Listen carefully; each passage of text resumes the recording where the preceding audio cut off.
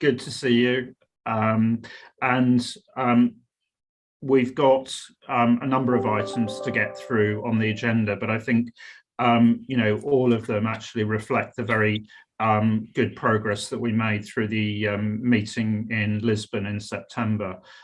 So really, we're bringing pretty much everything that's coming back, with the exception of probably a couple of parts of the leases item that we didn't take.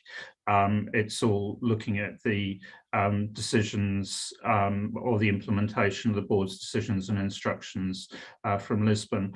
Ross, before we get into the first item on the conceptual framework, do you just want to make the points about the agenda and anything else?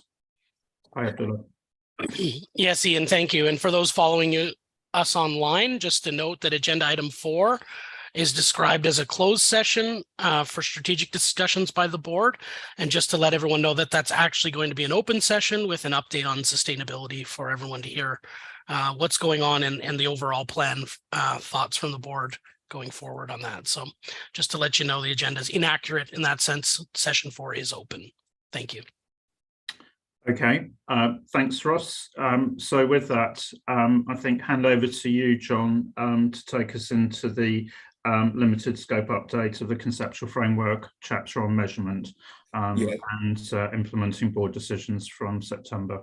Okay, thank you, Ian, and hello, everybody. Good day, and thanks to Dave as well, who's going to advance the slides. So this is agenda item 1. We got half an hour. So the suggested approach is that we look at the highlighted issues in agenda item 1.2.1, which are the main changes since ED 76. Okay, can we move on then, please, Dave? Yeah, so these are the standing items taken as read. If there are any comments on any of those, perhaps you could give them to me offline, and we'll take them into account as we further develop to December. Okay, so to focus on agenda item 1.2.1 on pages 10 and 11, the recommendation is that the board and review the version of chapter 7 at agenda items 1.3.1 and 1.3.2, the core text at 1.3.1, the basis for conclusions 1.3.2, and that's with a view to bringing it back in December for approval. I think that's a fairly straightforward recommendation, but perhaps through the chair, I could ask the board to signify that they're happy with that recommendation before we move on. I think maybe, John, we'll come back to that when we've gone through the other items, and we talk about sort of next steps at that stage. Yeah, that's fine, Ian, thanks. Dave, can we move on then? Okay, these are the main changes to the core text. I'll briefly run through them, and then perhaps we can go back and look at them individually. First one is that we've inserted a new 1-paragraph subsection on initial measurement. This responds to the view of a number of respondents and also board members that we weren't sufficiently clear on the distinction between initial measurement at recognition and subsequent measurement. This also quite neatly, I think, emphasizes that the diagram and that section which supports the diagram relate to subsequent measurement. The second change is an amendment. John, I wonder whether we can just pause after each. All right. Yeah, that's fine. Any comments at that point in time? Yeah. So if we can just go back and see if anybody wants to come in on that. Yeah. Yeah, Renee. Yes, yes, thank you very much, Chair. Thank you very much, John. I think that this is really shaping up nicely. I do have comments, some editorial that I will be sharing with you.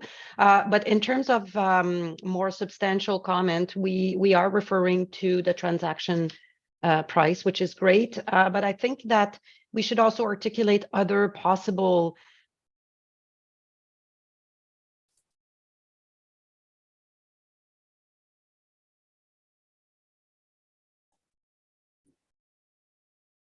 Sorry, Renee, I think we lost you then for a moment.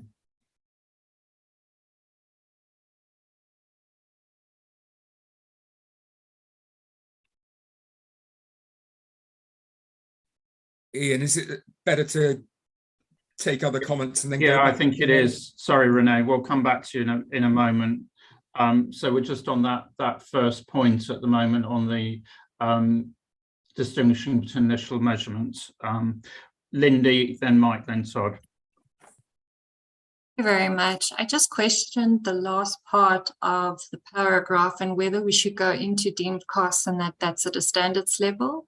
The way it's written, it says it's either a transaction price or it's a deemed cost, but we do have standards currently that require fair value on initial recognition. It depends. So I just wondered if we should be so specific on deemed costs, or if we say, if it should rather end with, you know, if there's no transaction price, or the fair faithfully represent that information that will be guided in the standards, it's a standards level issue. So my point is really, I don't know if we want to refer to deemed cost in the conceptual framework. Thanks. Okay, thanks, Lindy. So what I'll do is I'll just take comments from Mike and Todd, and then Lynn, and then at that point, I'll go back to you, John, okay? I think we should go back to Renee, Ian, if that's all right, before me. Is that okay? Well, I don't want to take too many comments. So, well, Renee's back actually. So yeah. I don't know if you want to try again, Renee. No. Sorry. Struggling with.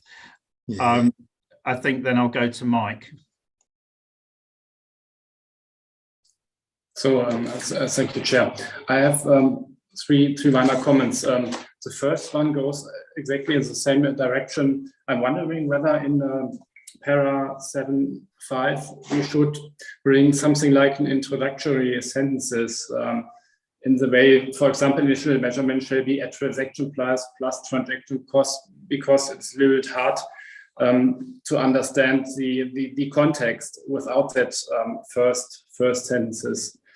Moreover, and that also relates to deemed cost, I'm not in favor of including that reference to individual standard, because that would also mean that for all other aspects, we should include such references, and therefore I would say, okay, we don't need that reference here.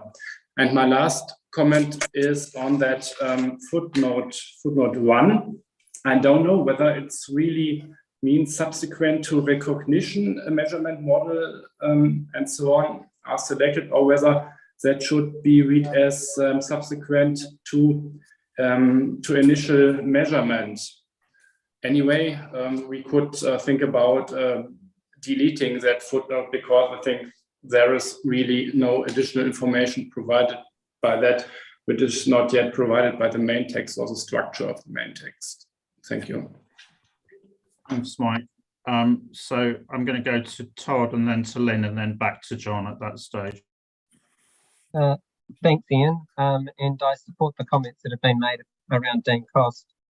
I had more a question, I think, and it related to the very last sentence where we're taking people back to the standards level, and it isn't the only place in Chapter 7 that we refer back to standards level or back to IPSASB. And I just wondered whether that was usual to actually be talking about standards and linking to standards from a conceptual framework, and whether we can actually draft without the need to refer to standards level or to IPSASB. Ross, do you just want to clarify on that? Yeah, Todd, thanks. I think that's a good point. I think we shouldn't, in the framework itself, say that point about standards level, but maybe we say something in the BCs. I think that's typically how we would handle that, and give a little more richness on the board's decision to be silent in the framework itself and refer to it in BC. So that would be my recommendation. Thanks, Ross. So to you, Lynn, and then I'll go back to John just to respond to the round of comments. Thanks, Ian. So I was struggling when I read paragraph 7.5 because of what it would eventually say, and it looks like quite a long sentence that we start off with.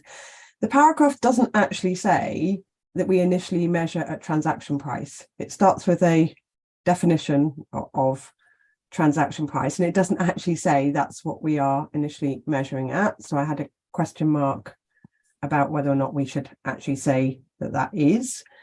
And I guess I was perhaps bucking the trend. Whilst I would support taking out the last sentence, I do think there is a need to say something if you haven't got a transaction price. So I would be in favour of keeping something about deemed cost, because I'm just reflecting on where we've got to on, for example, concessionary leases, where you aren't initially measuring, or we're proposing that you don't necessarily initially measure at transaction price. So I was in favour of having something extra.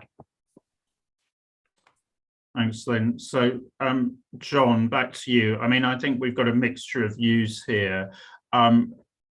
Probably to an extent, there's some are generated by consistency with what we've got in measurement and needing to make sure we're absolutely consistent there. And I think there must be a balance here between, I think, you know, I can see the point that, if you like, perhaps deemed cost is a more pragmatic rather than conceptual, but it does seem to me that somehow or other it might, you know, we probably need to get that in, but we need to do it consistently with ED 77. So John, picking up those points then? Yeah, I mean, firstly, there seems a virtual consensus that we ought to delete the final sentence. So I'll take that out. I mean, I agree that we need to say something about what we do if there's no transaction price, or transaction price doesn't meet the QCs. So it's a question of whether we use deemed cost or say something about an alternative value is used. So I'll just flag that, and we'll develop that more for December. So yeah. I mean, on that, John, I think if we do mean deemed cost, we probably should say deemed cost, right, just from a point of view of understandability, because people will question if we don't, or what is this alternative? And we have developed that specifically in measurement. So yeah, and I think that reasoning in was why we put it in the first place. So thank you for that. Mike's point is that really we need an introductory sentence or an introductory paragraph before initial measurement. And I did get another comment from a member on that, so I'll certainly look at that. Okay, and I agree with Lynn that we do actually need to say initial measurement, just an assertion that initial measurement is at transaction price, subject to the following factors. So I agree with that. I think Renee's comment was whether we should use some of the material in the ISB framework, which actually in initial measurement talk about certain measurement bases being appropriate at initial recognition. Now, given the time, I don't think we should spend time on this at the moment, but could I just flag for those who are interested, this is the section of the ISB framework called Factors Specific to Initial Measurement, from 6.77 to 6.82. My view is that what they've done overcomplicates it, and that what we've evolved is actually moving in the right direction. But I simply wanted to flag that I think Renee's comment is one which Renee has discussed with the IPSASB staff, and it relates to those paragraphs. Okay. Yeah, so, but John, at this stage, I think we have to be very careful, because we have exposed this for comment, and we can't start adding major slabs of text in. Yeah. So I think we'll take that one offline, and I would suggest that you work with members who've expressed a view on this. Yeah, I'll take Lindy and Hervé Adrienne, but we must move on at that point, because we've used quarter of an hour up already on this first point, and we have to move quickly. So Lindy by exception, and same with Adrienne, please. Thank you. I guess just, and it links to what Renee said and I also said, I think it's just a caution that whatever you put as an introduction, it can't be an absolute that we always use transaction price, because there are instances where for financial instruments, for example, we have fair value or biological assets. So it's just how we would write it to say that it's not always transaction price, but you would in most cases use transaction price. Thanks, Lindy, and point well made. So, I mean, John, I think in reworking this, it's important to bring in all the members that have expressed views on this and make sure we've got something that's agreeable to everybody, that does what Lindy's, implements what we've just discussed. Over Adrienne, final point, and then I'm moving us on.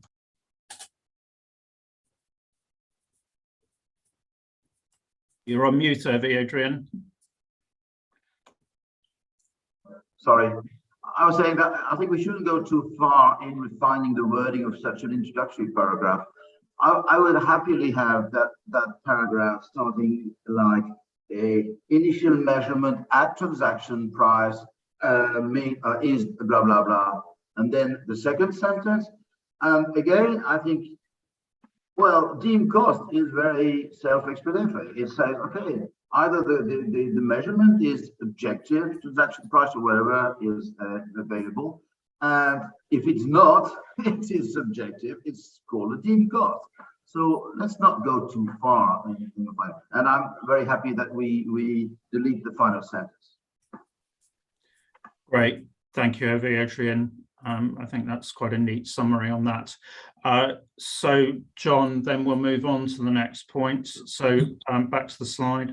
Yeah, the next point is the amendment of the definition of historical cost of assets in paragraph 7.25. And that's also mirrored by the amendment to the historical cost of liabilities. Now, what we've done there is simply remove certain wording that we felt was unnecessary. In particular, a lot of extraneous detail on consideration. So it's a much sharper definition in our view. Perhaps I could leave it at that and go back to the board by you, Ian. Thanks, John.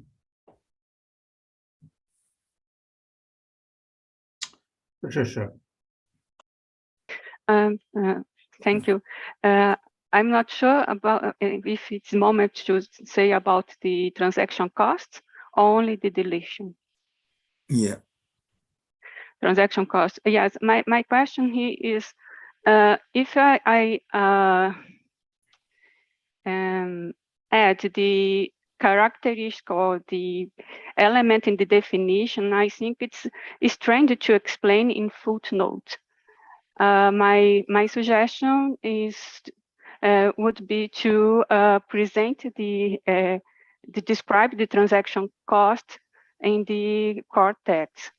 But in previous meeting, we decided to only present a general description about the transaction cost in relation to entry and exit price. If we decide to change the previous decision, I think it's necessary to include transaction price in COV2 because COV is an entry price. In sum, my suggestion is retain the previous decision to only present the description about the transaction price in relation to entry and exit price, and not to include the transaction price in the definition. Thank you. So I think that's a decision that we've already made, and we should not go back on that unless there is a fatal flaw in that. So I think we should retain what we've already agreed. Camira. Thanks, Chair. I only have a minor comment in relation to the removing the text explaining what the consideration is. I think the deletion is unnecessary. I think that for a person that is not familiarized with what is a consideration, or that reads for the first time our conceptual framework, that text is useful. So I would be against removing that text. Thanks. Okay, so I think, though, we need to remember that here we have the more detailed guidance on measurement in the standard, and that is what the standard is for users to read. The framework is more intended for the board. So I think we have to maintain that distinction, that there is more detailed guidance at standards level. But you know, I'll come back to you, John, and see if you think there's anything missing, but we need to remember that that's going to be at standards level going forwards. Ajith and then Lynn, and then I'll go back to John. Yeah. Thanks, Chair. Can I make a comment on 7.24 paragraph? Is that okay now?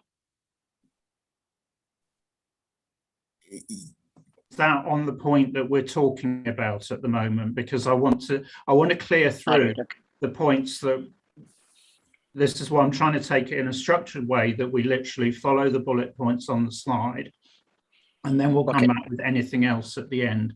Okay, so if you can hold that for now, Ajith. Okay, Lynn. thank you. Thanks, Ian. So I don't mind us doing the removal that we have in 7.25, but I guess my comment is slightly linked to Camira's. I thought actually then it would be useful, so without changing that definition and accepting the new definition, I thought it would be useful in 7.26 so to have a little bit of a commentary about consideration being cash or cash equivalent or value of other considerations. So the bit that we'd taken out the definition of the definition, I thought could be a useful sentence in 7.26, because I think conceptually it is at conceptual level that we are saying consideration isn't just cash, it's cash, cash equivalent or other value. Yeah. Okay, thanks, Lynn. John, and then I'll go to Liang. Okay, thank you. I mean, firstly, responding to the comment that Lynn has made relating to what Camira put forward. Yeah, I agree with what Lynn said. I think if we do put that material in paragraph 7.26, it responds to Camira's point about clarity for users. So if you're happy with that, I will go ahead and action that. I think subject to the fact, John, that it has to be a précis here rather than the detailed guidance. So we need to be very careful about striking the balance here between what's in the framework and what's in the standards level. So I think what Lynn was suggesting was essentially a sentence or something like that, that actually absolutely acknowledge that. Yeah, I mean, it would simply read consideration is the cash or cash equivalent. Sort yeah, of let's not draft, John, because we need to move on. I'll take Liang, and then I want to move on to the next point. Okay. Thanks, Chair. Actually, I have some concern about the last words plus transaction costs. I'm thinking whether it is needed to put here, because I think maybe we could say the consideration actually it has included transaction costs, or put it in another way, maybe for transaction costs we can discuss at a standard level, but not at the conceptual framework level. So I'm struggling on this. Thank you. Thank you, Yang. So I think where we get to is there's a need for an additional sentence or something like that here. But as Liang pointed out, you know, we need to balance what we have here with the fact that the detail is explained in the measurement standard.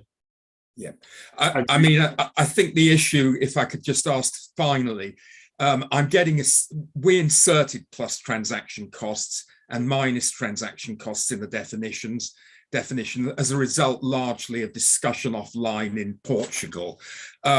I'm getting the sense that people want that the view is we should not refer to transaction costs in either definition. And as you've said, Ian, revert to the previous approach of having a footnote. Can I take that as an instruction? Yeah, I'm getting nods to that. Renee, final point, and then I am going to move us on. Yes. We do have to make progress, and we're already 25 minutes in. We are, can you hear me? Yeah. Thank you very much, Chair.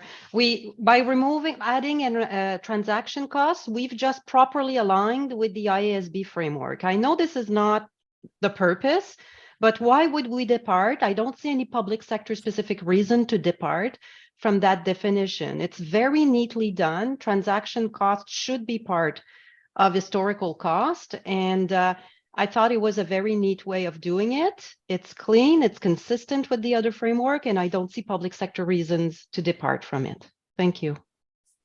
Well, look, at this stage, I'm getting comments both ways on this. Yeah.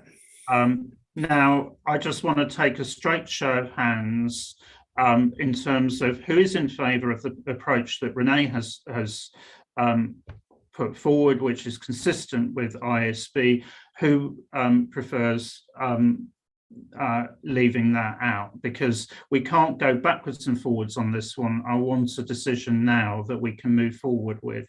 So can I have a show of hands for those who are in favour of the approach that of inclusion and therefore consistency with ISB?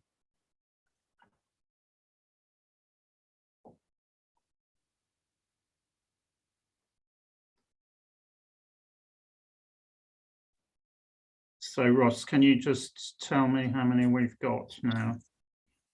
Yes, so this is for agreeing with Renee, consistency with ISB, transaction costs referred to. I've got 1, 2, 3, 4, 5, 6, 7, 8, 9, 10, 11, and 12. Sorry, I've got one thumbs up, which I'll take as a hand. So we've got 12. Right. Okay. So I think we go with that. And John, in terms of doing that drafting, can you make sure that you work with those members who've come in on this to make sure that the text is then agreed and consistent?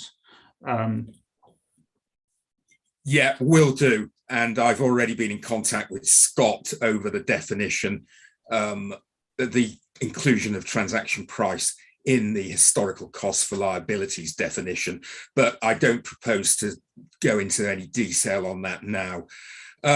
If I could move back to the slide. The next changes relate. Skip over COV because yeah, I was going to say that, Ian. I suggest that we don't discuss COV now. We do that in the measurement section. So that just leaves the final point, which is in the core text. Which is paragraph 7.72, and we have deleted the bullet point on assuming a liability. And the reason for that is that we've already made the decision that assumption price, whilst it may be useful for management purposes, is not useful for financial reporting purposes. So that deletion is a consequence of the decision not to include assumption price as one of the measurement bases.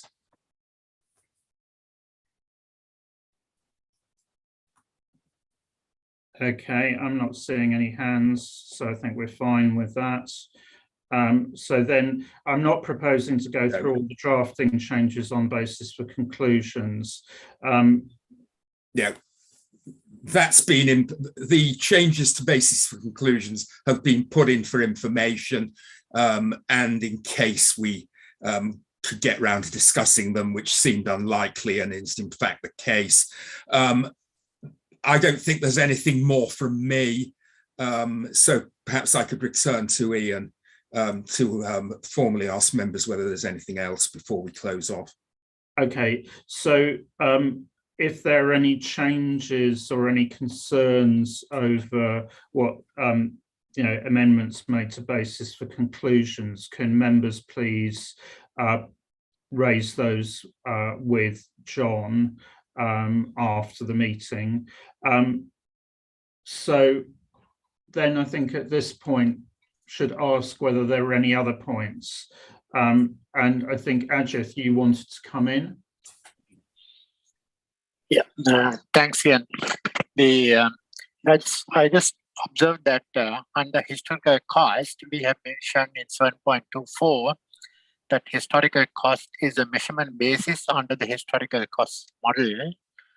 I was wondering whether that statement is necessary, because the even under the historical cost model, we sometimes use other measurement bases for valuation. So I don't know whether that statement is appropriate in 7.24, whether we can just delete that sentence. Might be appropriate, I thought. Well, we've had a number of discussions about that in the past. John. Well, I can see the point, that we have things like amortized cost. This is really a linking sentence. So I think it's a case, do we at this stage leave it in, given that it's not been challenged before? Or as Ajith suggests, do we just take it out? It's not adding terribly much, and arguably it partially duplicates 7.23. So, it's just a case of getting an instruction on this.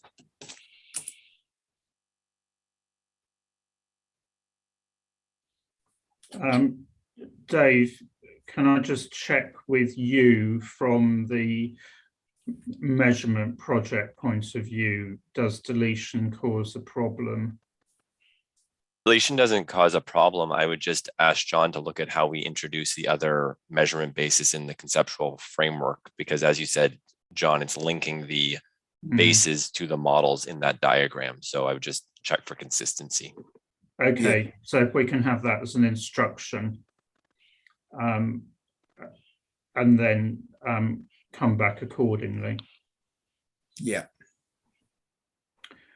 Okay.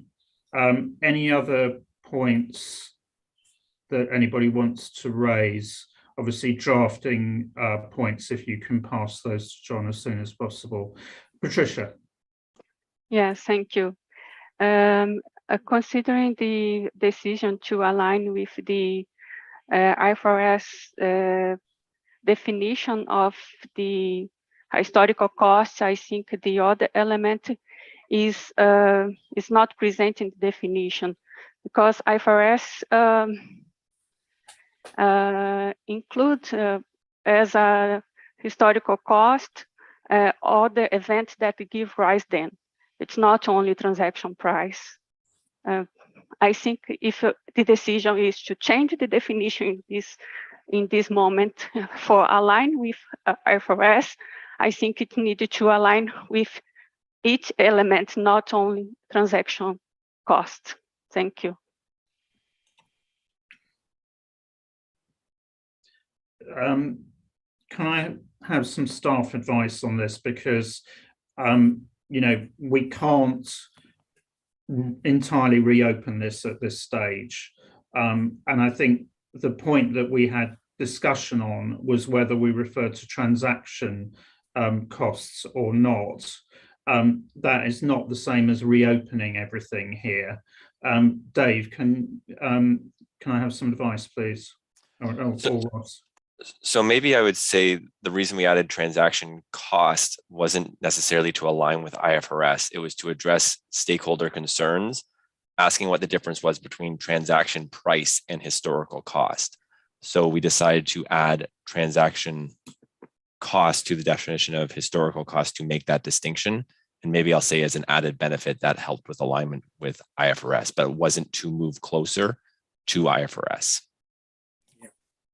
Ross. Yeah, maybe just to add on to that, I think the board's been working since the development of this framework of developing a purely public sector framework. So it's not an alignment project. So just because we're aligning on one aspect doesn't mean we should go back and, blindly take what the ISP has. We've aligned specifically here after, as Dave said, constituents' concerns and the board coming to a consensus view, but by no means does that mean we need to just blindly align. through the rest of the definition. We should work with what we heard from our constituents and what we've been developing and hearing in a public sector context. So that's my view. So I think that clarification then is that we align on transaction costs, but not the rest for the reasons that you've outlined, Patricia.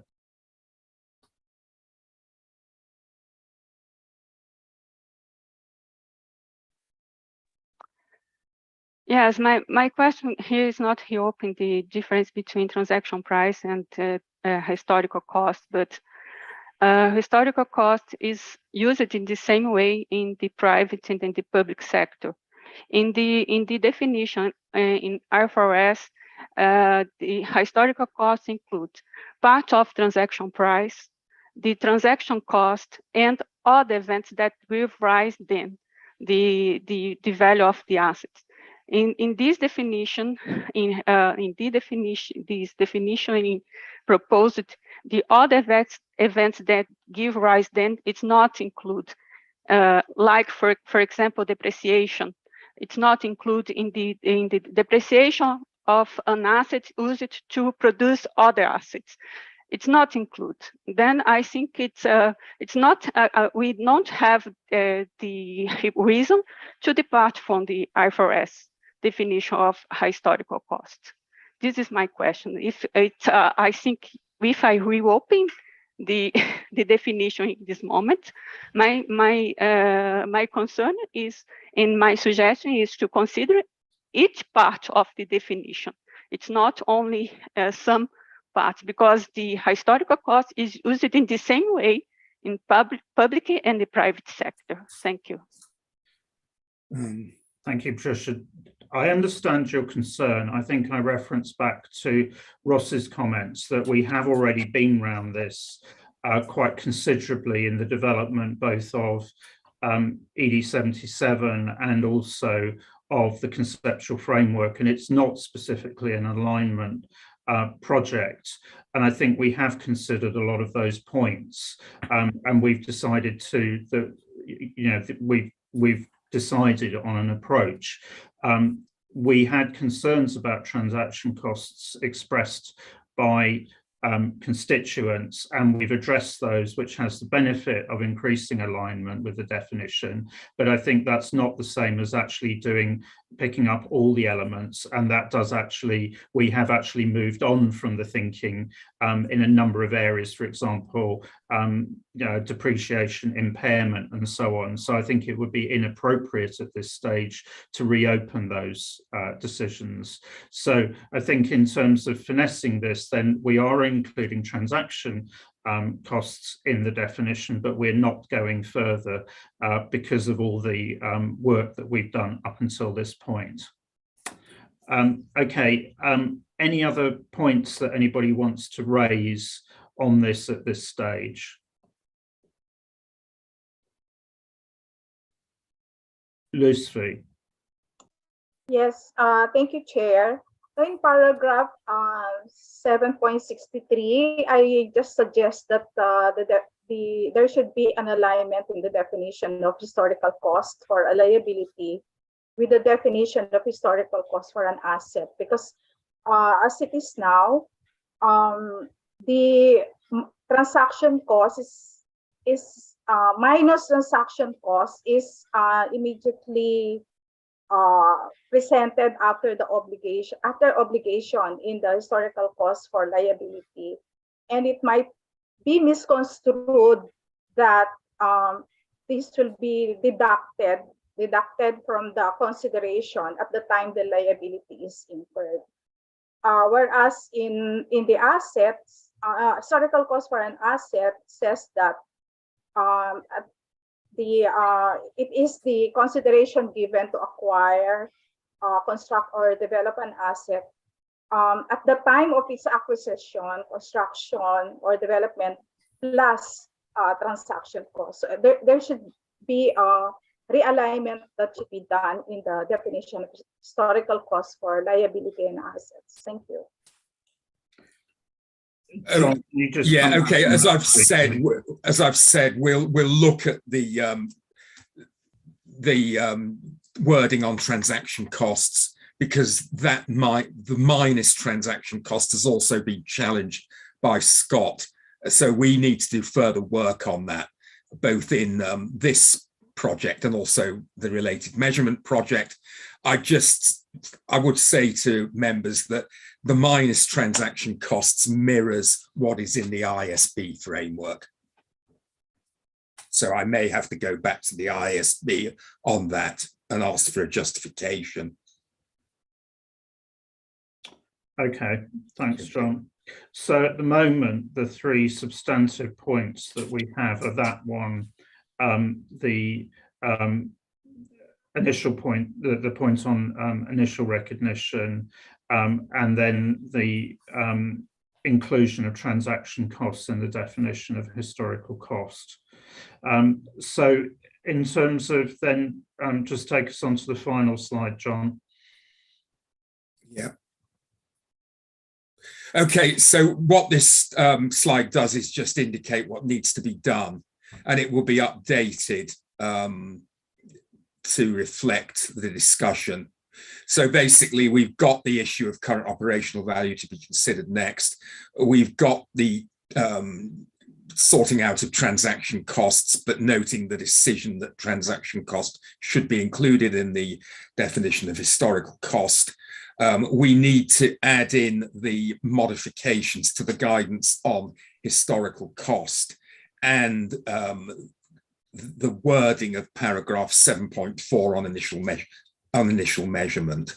Okay, but I think we're in a place where we can bring this back, subject to the development of the definition and guidance on current operational value. We're in a position potentially to bring this back for approval in December. Thank you, John. So when we come back to this in December, those points will have been addressed by John with the relevant members that have brought those concerns up. John will also work through the drafting changes that you've provided or will have provided. So the discussion that we will be having in December will be with a view to approval. So at that stage, we're only going to be looking at any fatal flaws, and that by that I mean significant issues that cause that are wrong, not redeliberation of existing points or drafting points at that stage. We're looking for a final review of any significant remaining issues, with a view to then, after having cleared measurement, coming to a vote on this is the plan. So just to be clear on that in process terms. Yeah. Okay, so with that, if we can move on to measurement then, and to you, Dave, in terms of implementation of the board's decisions on current operational value. Thanks, Chair. Thanks from me. Thanks, John. So the measurement session today will focus, as Ian noted, exclusively on current operational value. This is a really important initiative for the board. This is in response to constituents' comments that for public sector assets and really to present their operational capacity appropriately and help users make informed decisions, there needs to be a public sector measurement basis. In responding to the exposure draft where COV was exposed and supported, the one comment that really came through that the board spent the summer addressing was the need to clarify the principles in the exposure draft and that were exposed. So what the board did this summer is, I'd really describe it as rebuilding COV. So kind of going back to basics, and I don't even want to say revisiting, because you rebuilt the measurement basis from scratch. And coming out of the June and September meetings, the instruction to staff was to reflect the decisions around the public sector specific principles required for COV and reflect those in the text that was proposed as part of ED 77. So that's what staff has done this past month. We also included a drafting group to review what staff has done and make sure that it was tight enough for the board to review. The one comment I'd make before I share the document and we can do a page-by-page review is that staff in the drafting group really focused on making changes specific to the IPSASB decision, specific to the principles. The drafting group will get another chance to look at this. The board will get another chance to look at this so that we can tighten up the rest of the guidance, but we really just focused on the IPSASB decisions. And the reason we did that was we thought it was important for the board to see the extent of the changes related to the principle related decisions. And what was, I shouldn't say surprising, because I know the decisions made by the board in June and September were largely aligned with the proposals in ED 77, was that the board wasn't introducing any new principles as part of these changes. So the red text is really just expanding and, like I said, clarifying the existing principles in ED 77. So I'll stop there. And before I share my screen, maybe Ian or the task force chair, if you have any comments, then I'll move into the page-by-page flip. Okay, thanks, Dave. So remembering that the drafting group was to expand out the task force by bringing in those members who'd contributed strongly in the debate, and really then to take this forward in terms of drafting, making sure the drafting reflected the board's decisions in the Lisbon meeting. And I think, thank you to those that have joined that drafting group. I think we had a very good discussion. I think it helps considerably in terms of elucidation of various points, and that's really been you can see the result in the papers that you've got, and I think, Dave, back to you at that point, but thank you very much for everybody that's joined the drafting group and for the time involved in that. So we'll start with, it's page 11 of the document, measurement paragraphs B1 and B2. Oh, sorry, and I'll stop sharing because you can't see hands.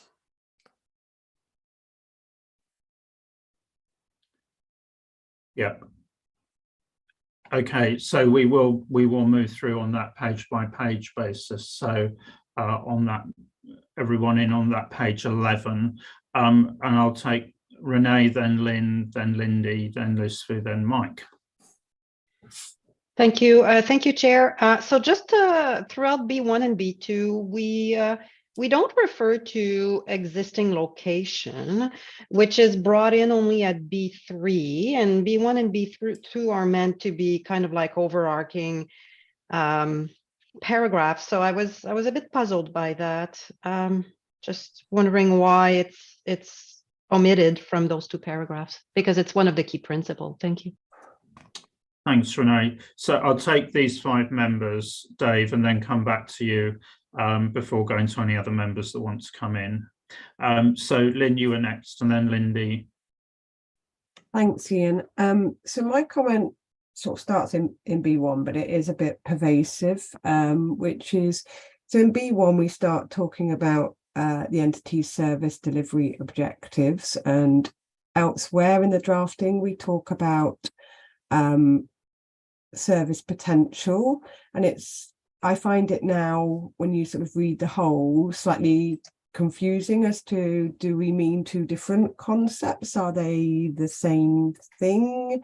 I think we need to clarify, if we do mean 2 different concepts, why they're different, and if we mean 1 concept, we should have 1 term for it. If that is service potential, we should use that consistently throughout. And if it's service delivery objectives, I just had a query then in my mind about, does that really resonate as from a preparer's perspective for back office type assets, back office buildings? Does an office building for your headquarters really have a service delivery objective? Maybe it does, because the entity itself does. But I just sort of query this service delivery objectives versus service potential throughout. And I think we need to decide where we're at with that and be consistent throughout. Thanks then. Lindy, then Lucy, then Mike, then back to you, Dave. Thank you very much. And had the same concern as Lynn on continuing to use service delivery objectives. I think that came in when we defined it the way we defined it previously. We've now changed the definition, and we've said that this is more looking at inputs. And I think by keeping it to service delivery objectives, we might create some confusion. So I would move away from it. I think we could focus on the service potential of the asset or the operational capacity, but I would move away then from the reference to service delivery objectives in when we describe the measurement basis. Specifically on B1, I was wondering if I did send wording through, and I was wondering if you compare this objective to the fair value one, there could be some useful additions that we could add to it, specifically around current market conditions that could come in. It's about the asset, it's about current market conditions. And not so much about what the asset is about achieving, but it's more about the asset. So I did send it to staff, and I think there could be some more, a change in how we describe the objective as well, because of how we have changed the definition. Okay, thanks, Lenny. So Lisvi and then Mike, and then I'll go back to Dave before going to the other members. Yes, thank you, Chair. I actually noticed the same inconsistencies that were discussed by Lindy, and also by Renee. I noticed the inconsistencies in the definition of the current operational value, particularly in paragraph 7.36, and the characteristics of the assets in paragraph 7.37 of the conceptual framework, and B1 and B2 of the measurement. As it is now defined in paragraph 7.36, COV is the amount of the entity would pay for an asset to replace its remaining service potential at the measurement date. And then paragraph 7.37 also mentioned about or enumerated the characteristics of the assets, which include current location and current use, which I think should be replaced with existing location and existing use based on the IPSASB's agreement of the September meeting. In paragraph B1 specifically, it referred to a non-financial asset instead of an asset as mentioned in paragraph 7.36 of the conceptual framework. And it only mentioned about existing use as the asset's characteristics. And as pointed out also by Renee, by Lindy, and and also Lynn, I also struggle on the inconsistencies on the use or the reference to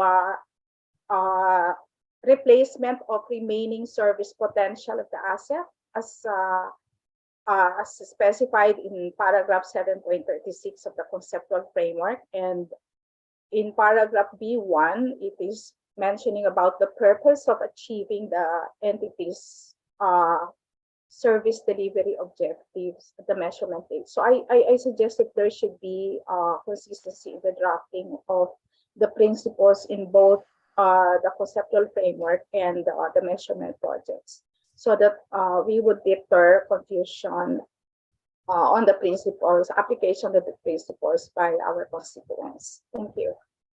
Thanks, Leslie. Mike, to you, and then back to you, Dave. So thank you, Chair.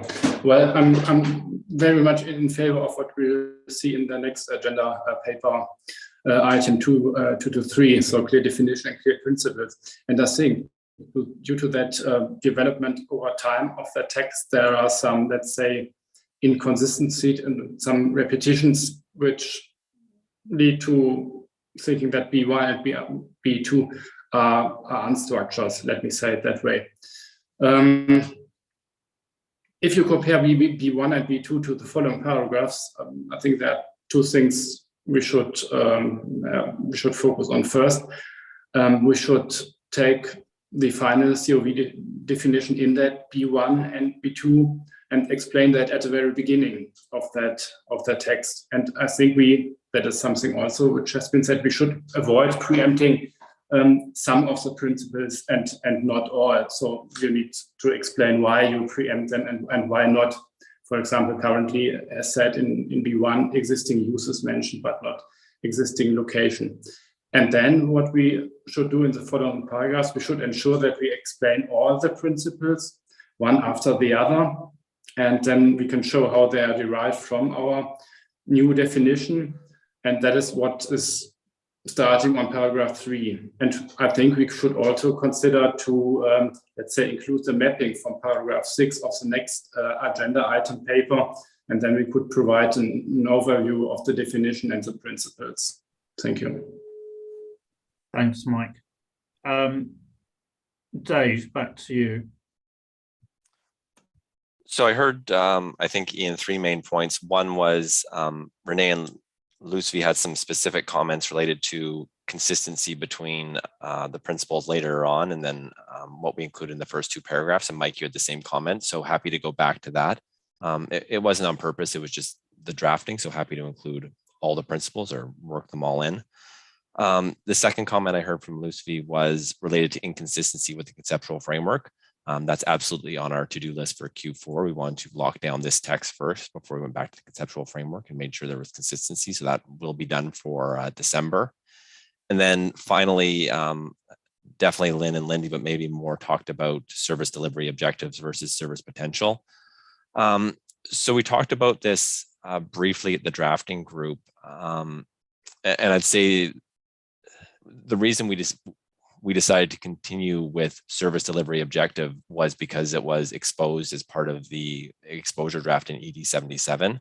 I take your point, and if the rest of the board is content to remove service delivery objective and more align or use service potential, that's fine from staff's perspective. We just didn't want to make the change without the IPSASB being on board. To Lynn's point, I think it was Lynn's point, staff's of the view we do mean the same thing, and maybe it's just better to be cleaner, but that's why we didn't make the change, nothing beyond that. Thanks, Dave. Well, I think sufficient members have come in on that we should try and use the same term and not use something different, because I think, consistency is really important. We're trying to be as precise as possible, and so I think we should try and align on that, single term and use that unless that really causes problems in practice and we find something that arises through cleaning up the drafting. Okay, so then I've got both Kamira and Mari waiting to come in. So Kamira, to you first. Thanks, Chair, and thanks, Dave. Just to reinforce the previous comments, I will also suggest, so I was missing in the B1 and B2 paragraphs, the focus on the replacement portion, because that is the main differentiator that we are providing now in the definition of the COV. And also, I will also support the other members' suggestions of focusing better on service potential rather than the service delivery objectives. So thanks. Thanks, Kamira. Mari, to you. Thank you. My concern is also about the keyword of the service delivery objectives. It rewrites so many things. For example, the existing use of the asset and also the framework that not everybody can understand the objective of service delivery objectives in the same way. And because it can be defined in a very narrow sense and a broader sense, and so it will make the confusion. And so maybe the framework, in the framework, conceptual framework, the 7.38, the description is generally reflects the policy objectives of the entity operating the assets. They use the policy objectives, and so maybe it is confusing to interpret the service delivery objectives in different ways. And so it's my concern. Thank you.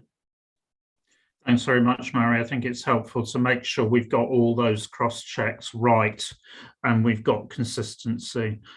So I think that underlines, all those comments underline that we need to make sure we're entirely consistent throughout, not only the text within the measurement standard, but also then with the conceptual framework. And I think that's why it's helpful to have this session at this point in time to get those concerns through, so that staff can work it through, and then the drafting group can have another look at this on behalf of members. So thanks very much, everyone. Are we ready then to move on to the next page? So the next paragraphs I wanted to cover are the asset and existing assets, so B3 through B5.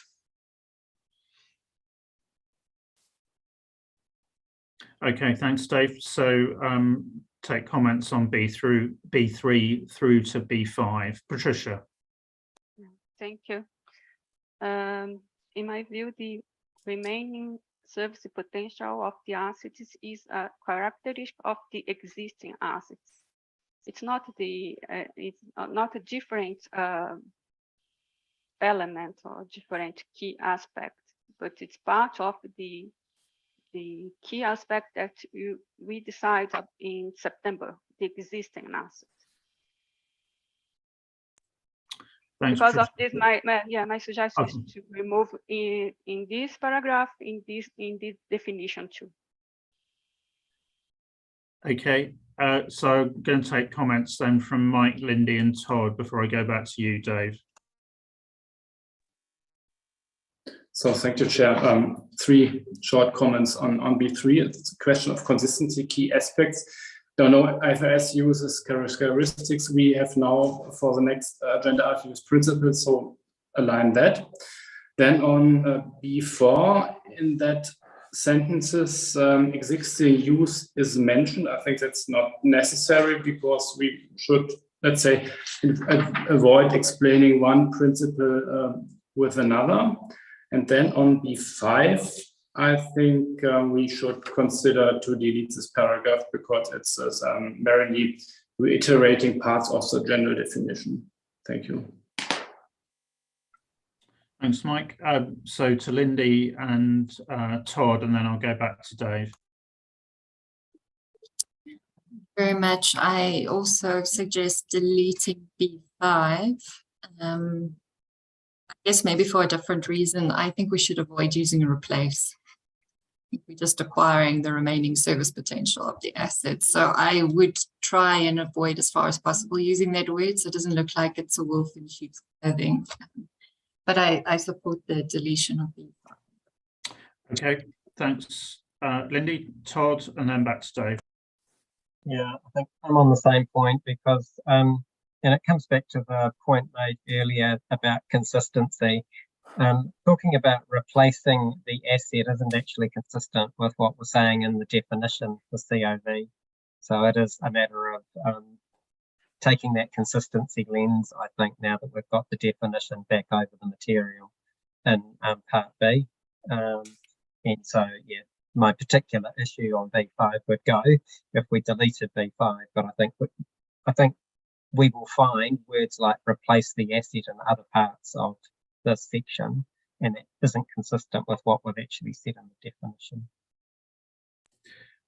Thanks, Todd. So I think I'm hearing a strong view that we should delete B5. Dave, just back to you then to respond to those points before I go to the other members. So no real comments on editorials. Staff will take a look at that and make sure they're appropriate. The only comment that I would come back on is Patricia's first point, and I guess this is a staff use.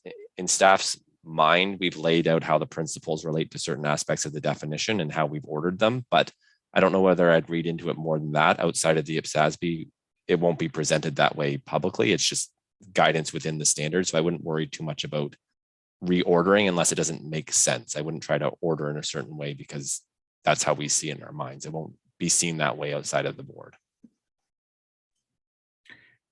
Thanks, Dave. So I think we should come back on Patricia's point later when we've circled round the other points, if that's okay.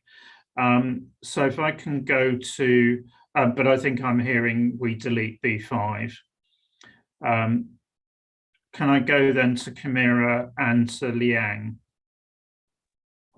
Thanks, Chair. In paragraph B3, I was wondering why are we deleting the least costly manner? I thought that would actually influence also or affect the measurement of the asset, and it was one of the principles we agreed and discussed in September. So I would rather maintain the least costly manner, and of course not referring to service delivery objective, but at least the least costly manner I will retain it. And on paragraph B5, I actually found it really clear and useful, perhaps just making some adjustments to make it consistent. Instead of saying replace the asset, just replace the service potential of the asset would make it clearer. So for me, it would not be necessary to remove the paragraph B5. Thanks. Okay, Liang, then Lucy. I also think we could keep paragraph B5. And I only have a minor suggestion. For the word we use here, we use estimates. I think maybe we can use determines or something else to better reflect that COV is the amount, blah, blah, blah, blah. Not just estimates the amount. This is my suggestion. Thank you. Thanks, Liang. Lucy, and then back to you, Dave. Yes, thank you, Chair. I suggest that before we delete B5, we just have to be consistent with the definition of COV and the objective of COV in paragraph in the conceptual framework, as I have, and B1, as I have pointed out earlier, because in the conceptual framework, it was defined as the amount to be paid to replace the remaining service potential. Now, if we agree that it would be that definition, then I think B5 should be retained. Thank you. Thanks, Lucy. Dave. I guess I'd just say I'll revisit B5 with the drafting group, and we'll propose whether to keep or delete Ian. And then the only other comment goes back to Camira's point on least costly manner. I think the board's earlier point to include all principles up in B1 and B2 will address Camira's point. So we're not losing least costly manner. I think it'll just actually be elevated higher than where you're proposing to do it. Okay, thanks. And I think on B5, clearly, I mean, some of members' concerns are around consistency, which picks up what we've said earlier. And I think in reflecting on that, the question is whether it actually adds, or, you know, and if so, let's be clear and let's be consistent. If it doesn't add, then that would support deletion. So as you say, Dave, I think that specifically needs to go back for the drafting group to focus on that when you've gone through and you've cleaned up for all the various other comments that people have made. Lynn. Yeah, I was just reflecting on if you end up proposing deleting B5, what we're left with then is B4, and then I was then reflecting what's that really telling us, and did we need it, and is it actually accurate if we've got, when we come on later in the chapter to talk about modern equivalence assets. So I just think we need to make sure that if we're deleting something, what we're left with also makes sense and is accurate. I'm sure you'll do that, Dave. Yeah, thanks, Lynn. So I think you're right that it needs, those two need to hang together. They may ultimately actually become one paragraph, depending on what we do with the text. But I think if you can do that, that's helpful. Okay, so we move on then.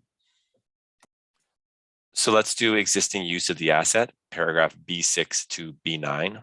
This is actually a really important section because the big differentiator between fair value and current operational value.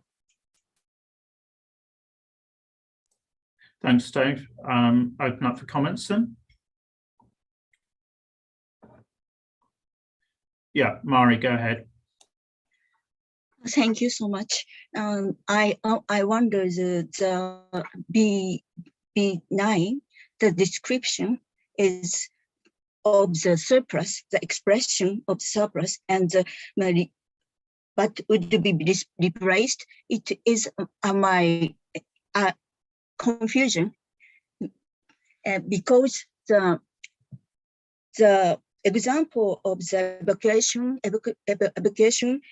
center in case of the emergency, it is set in the projection to have the asset, maybe so it can be said to the right word is surplus or so in the projection is in advance is set to use the asset as an evacuation center and for example the educational purpose.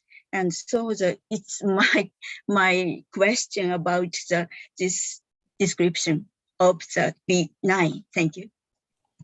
Thank you, Mari. I think your example of the emergency centre is a very, very important one. I'll come back. Dave, perhaps you can reflect on that, because I think this was a very good discussion that we had in Lisbon, and obviously we need to make sure that that's reflected appropriately. And it may well be that we need you know, some additional explanation or something just to make sure we're clear. I'll go to Lynn and Todd next, and then go back to you, Dave. Yeah, my question was on B9 as well, and when there's a surplus, we get into that debate, don't we? And I would argue if you have to have a certain size building for regulatory reasons or other reasons, that's not really surplus, that's just the requirement of the asset you have to have. So so I sort of questioned, have we got the drafting right on B9? And also B9 only gives us the answer that sort of says if you're going to replace it, you include it. Well, what if you're not going to replace it? What do you do then? Doesn't answer that question. So it only gives us part of the answer. Okay, thanks, Lynn. So I'll go to Todd next, and then I'll take Viadrien, and I think at that point I'll go back to Dave and then go to the other members. So Todd, Viadrien, and then back to Dave. Yeah, thanks, Ian. And I had pretty much the same view as Lynn on B9. I don't think it really is an example of surplus capacity.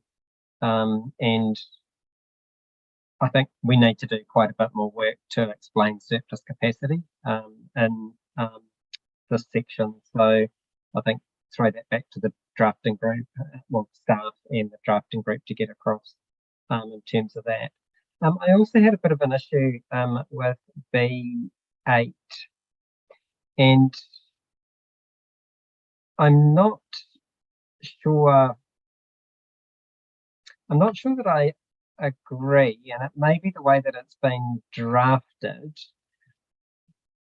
And when you start thinking about restrictions across different types of assets, I don't think it's right to say will already be taken into account. And I suppose what I'm thinking there in particular is land. And I wonder whether we might have to expand a bit around restrictions, whether it's sitting here or in other guidance.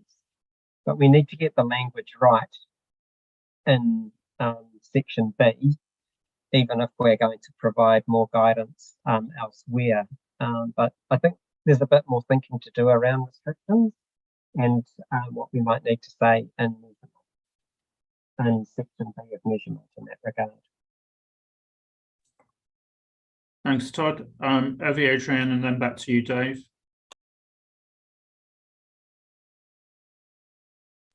Thanks, Ian. My point is about paragraph B8. I don't understand paragraph B8. I understand what it means that an entity has restrictions on the use of an asset, but the restrictions have no impact on the use of the asset. I don't understand the wording of B8. I mean, it's really confusing. I probably see the point. The point is that restrictions do not add to the valuation of the existing use, but it's not very clear. I mean, it could be pretty confusing. Thanks, Adrian. I can see the points you're making. Dave, back to you, and then I'll go to the to Lindy, Renee, and Lucy.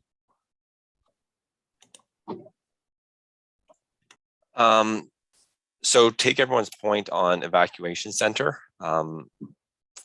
Maybe the one point I'll make there is what staff will do, and we'll bring this to the drafting group. What we were struggling with was keeping surplus capacity at the principal level. So we'll bring that back to the drafting group and work on that. We think it needs to be supplemented, and maybe this is Todd's point, with implementation guidance, and that's where we think we need to flesh this out more. We'll work with both. We'll work with the drafting group on both to make sure that's fleshed out, but take members' comments. And then my only other point was, Todd, your point on B8, I'll reach out to you on the land restrictions just to make sure we're on the same page on wording there. Nothing more for me. Yeah, okay, Dave, and I think also if you can get Hervé Adrien's input, because I think you're right, Hervé Adrien, as when you read it cold, I can see your points, and we may well need to use shorter sentences, break up the concepts more, because I think it's making several points at the moment, and that's leading to the confusion as well as the long sentences as well. So if I can go then to Renee and Lucy. Oh, Lindy, you're not in anymore. It was on paragraph B8, and I think I had the same concerns. Yeah. Okay, fine. Renee and then Lucy. Yes, thank you, Chair. So I want to build on the comments already made on paragraph 9. I find that at the September meeting, we had a very productive discussion on this topic, surplus capacity. We worked on the decision tree. I think we worked through 2 versions of it. There were very compelling examples in the agenda paper from September. So back to Dave's point, if we want to keep this paragraph at a principal level, I think we definitely need to supplement with additional guidance. And I would encourage us to not waste the great thinking that we've done in September using that agenda item paper. Thank you. Thanks, Renee. And we might consider whether we include the updated diagram or something like that in IG, for example, because I agree with you. You know, we did have a good discussion and we did get good subsequent clarification. So if we can take advantage of that, that would be helpful. Lucy. Yes, thank you, Chair. My concern actually similar to Hervé Adrien and also to Lindy. It is very confusing, particularly the second paragraph, second sentence, where we say that the restriction will unlikely impact the current operational value, which is inconsistent actually with the characteristics or the principles that we already agreed upon on COB. Additionally, I suggest that we do away with the use of sale. I suggest that we use disposal instead of sale. Thank you. Mm-hmm. Thanks, Lucy. Dave, anything you want to reflect on there in terms of points made? I think those are all obvious. Okay, so we move on then.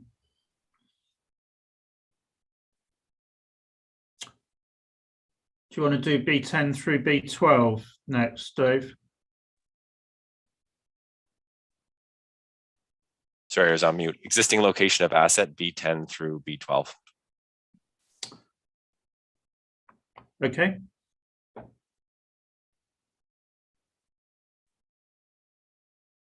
Yeah, Lindy and then Renee. Thank you very much. So B11 does reflect our discussions specifically on immovable assets. But then I was, when looking at B12 and movable assets, I wonder if, and what we're saying there is that, okay, well, a movable asset in one hospital could cost more than another because of, okay, we're going to buy it here and we're going to transport it to that location. So I wonder if it is then about, and this is where it becomes difficult, is it then about the location of the asset, or is it the location of the market that we would be able to access to replace the service potential of the asset? I think it becomes quite difficult, this concept, when it comes to movable assets, because then we're also kind of then using the same notion as agriculture, where it's, it's a value plus, your cost to your transport costs, etc., that then gets added. And is that what our intention is? Thanks, Lindy. So I'll take Renee and then Lizvi and then Dave, back to you. Yes, thank you, Chair.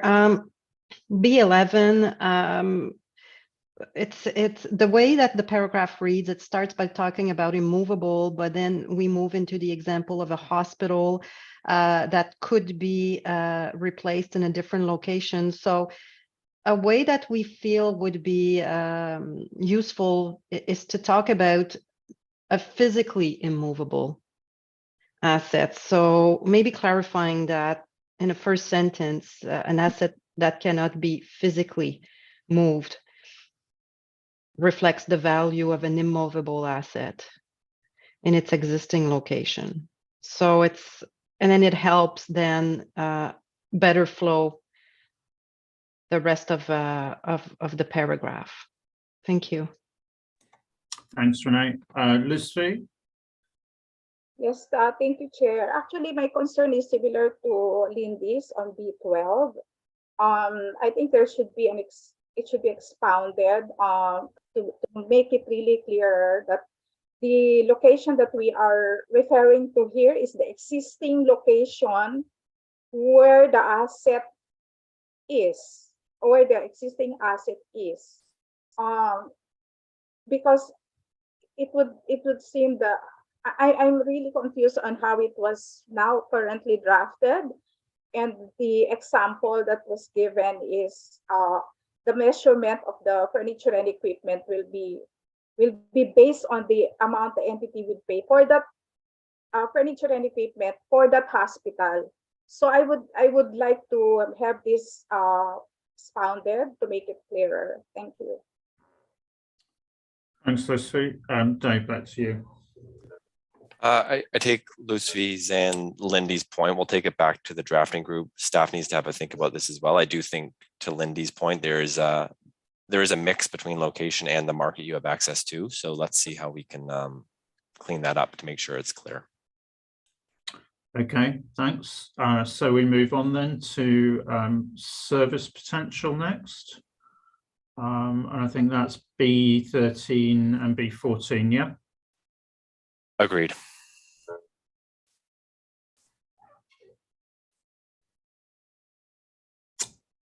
Yeah, Patricia.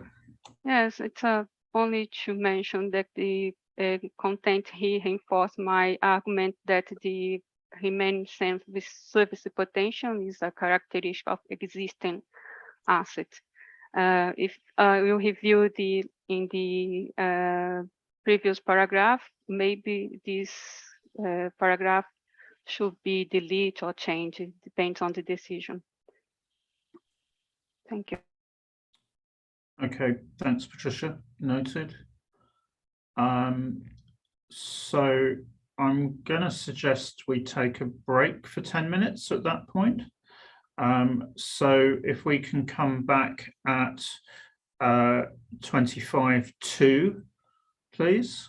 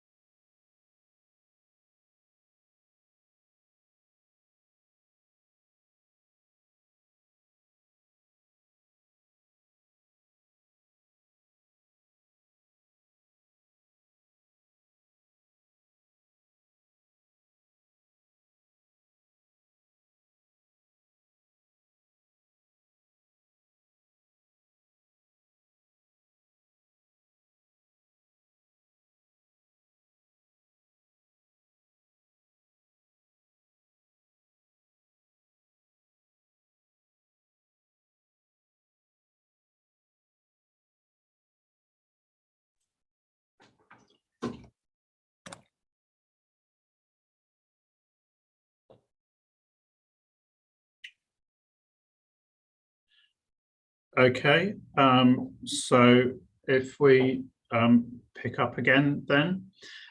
So just before moving into the second half, can I just ask members if another member has already made the point that you want to make? We don't need to hear that you agree. So please, can you just confine any comments to anything additional that hasn't already been raised, please? Because we are tight for time. And I do want to make sure that we cover all the items. So please just make an incremental intervention if you feel it's necessary. Otherwise, take it offline with staff. Okay, so Dave, take us back into the document. So let's do the amount and current market conditions, B15 through B18. Okay, open up for comments. Yeah, Lynn, you were marginally ahead of Mike there. Thanks, Ian. It was B18. I didn't think that paragraph felt right there. It felt out of context there to suddenly be talking about principal markets and not referred to in the paragraphs above. What if there is no principal market? I think there is a later discussion around principal markets and markets. So I just didn't think it fitted here. Or if it does fit here, you need to bring other paragraphs here as well to put it in context. Thanks, Lynn. Mike and then Lindy. Thanks, Chair.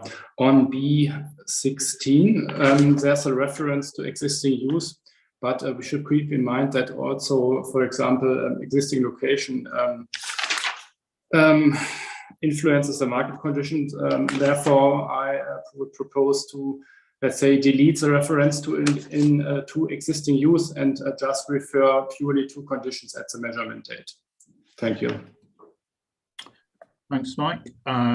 Lindy, then Liang, then Camira, and then I'll go back to Dave. Thank you very much. So it's a bit of a general remark coming into the section on amount. And a question why we have the discussion on modern equivalent actually lower down in the techniques. And I actually think it's more important for it to be in this part of the document, because I think modern equivalent has two aspects, because that could be the least costly manner where you would use a modern equivalent and then you would, consider different things that wouldn't be relevant in your measurement. So I do think that I would suggest it gets elevated up to this level of the document. Thanks, Lindy. Liang, then Camira. For paragraph B15, we refer to actually we based on IFRS 13 to refer to principal market and most advantage market. Actually, I think for the measurement of COV, we should not refer to this principle, because we are discussing entity specific measurement basis. So I don't think we should refer this concept. Thank you. Thanks, Liang. And I see that was the point Camira was going to make. So thank you, Camira. So I'll just take Patricia and then back to you, Dave. And thank you. I think my point is different, because in here it's not clear that the most advantageous and the main market is for the entity. Consider that one of the key aspects is the entity specific. I think it's necessary to indicate that the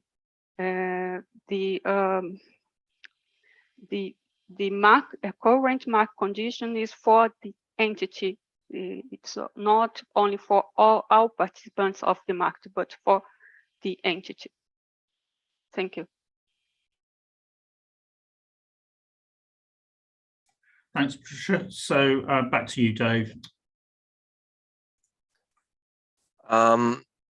So I'll take the two editorials from Lynn and Mike.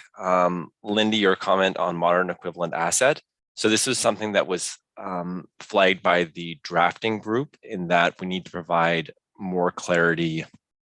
It might be BCs or it might be in IGs explaining how, I guess, why modern equivalent asset is down below the cost approach. I need to get my wording right, but the market approach really is for exactly the same asset. So you're looking into the market and you're looking for exactly the same asset. As soon as you move off exactly the same asset, you're moving to, I guess, not the market approach anymore.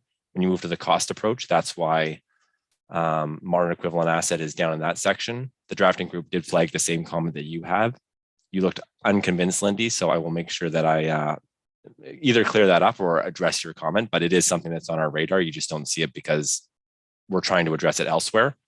If I've misspoken, I will move it up and clean it up.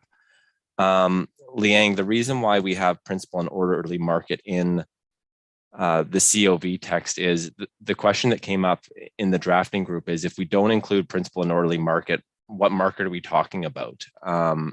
We thought it'd be difficult for preparers or users to understand how the valuation was being prepared. So if you had, could you look at related party transactions? Like, where are you looking? We really thought it was important that you have some external market that you are looking to when you're doing your valuation or considering this in your valuation. And then Patricia, I don't necessarily have a concern with your comment. I just need to think about it more. We talked about the principal market, but you're talking about a market specific to participants. So let me just take that away and work with the drafting group on that.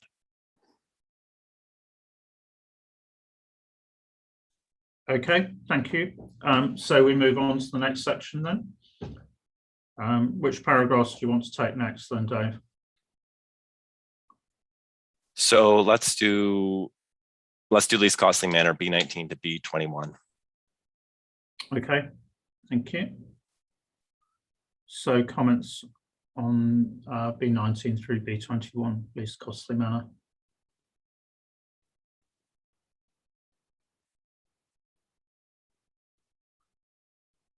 Okay. So let's do entry price B22 to B25.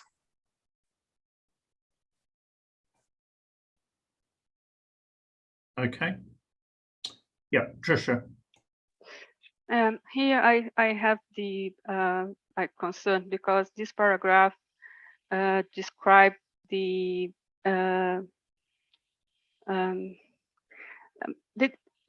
when explaining the specific value, this paragraph indicates the concern with the characteristic of the existing asset, and not with the entity condition to negotiate in a market, for example, or entities economic conditions, the market that entities can access. And then in my view, I think, yes, it's important to indicate the concern about the principles related to the characteristic of an asset, but it's important to indicate that the entity's economic condition has implication in the price that the preparers you consider when apply the CUV. Thank you. Thanks, Patricia. Dave? I was just going to say, Patricia, I think this relates a little to your last point, and I'll reach out to you after the meeting to make sure we're on the same page on how to work that all in. Okay. Lindy. Thank you. B25, I wonder if we do need to have a justification between public and the private sector. This is public sector specific, or perhaps I can just talk about the point that around assumptions of market participants versus the entity. I don't know if it's either that's in a basis for conclusions or something, but I don't think we should be justifying what the difference would be between the private sector and this. Thanks. Yeah, thanks. I think point well made there. Dave, anything else before we move on? Okay, so let's move on then. which paragraphs do you want to do next, Dave? So let's do market inputs, B26 to B27.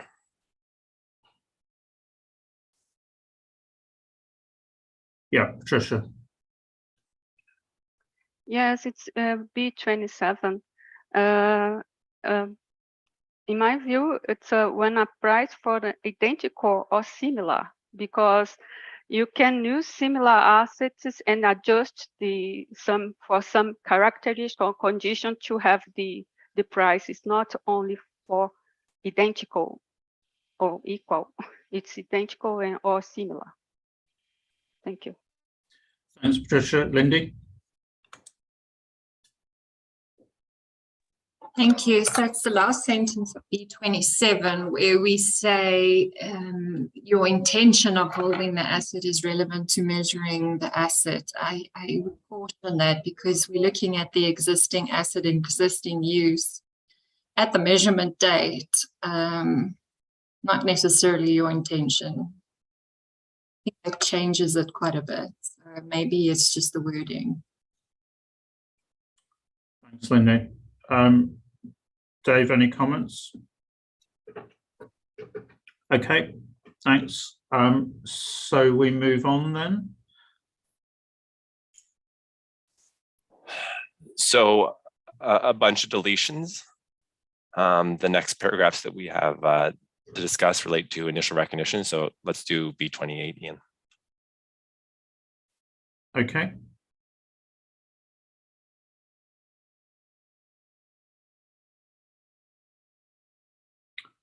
Okay. So next is, I'll say, introductions to measurement techniques. So B29 to B32. Okay.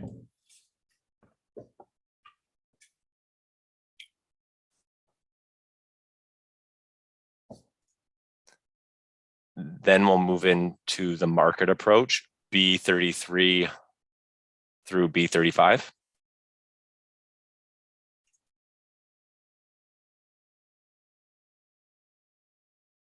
Yeah, Lindy. Thank you very much. So it's on B34 and it's just a question of the last part of it. So we're also saying existing use and location at the measurement date. I don't know if it would then be appropriate to say that you could reference, apply a price from a previous period and just reference or index it to get to a different value.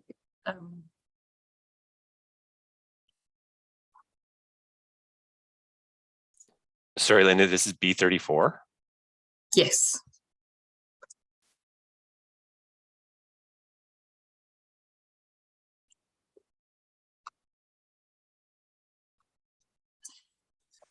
And it's just questioning if we do allow under the market approach for you to use older prices and just index it, because I don't know if that's really appropriate or the intention of the POV.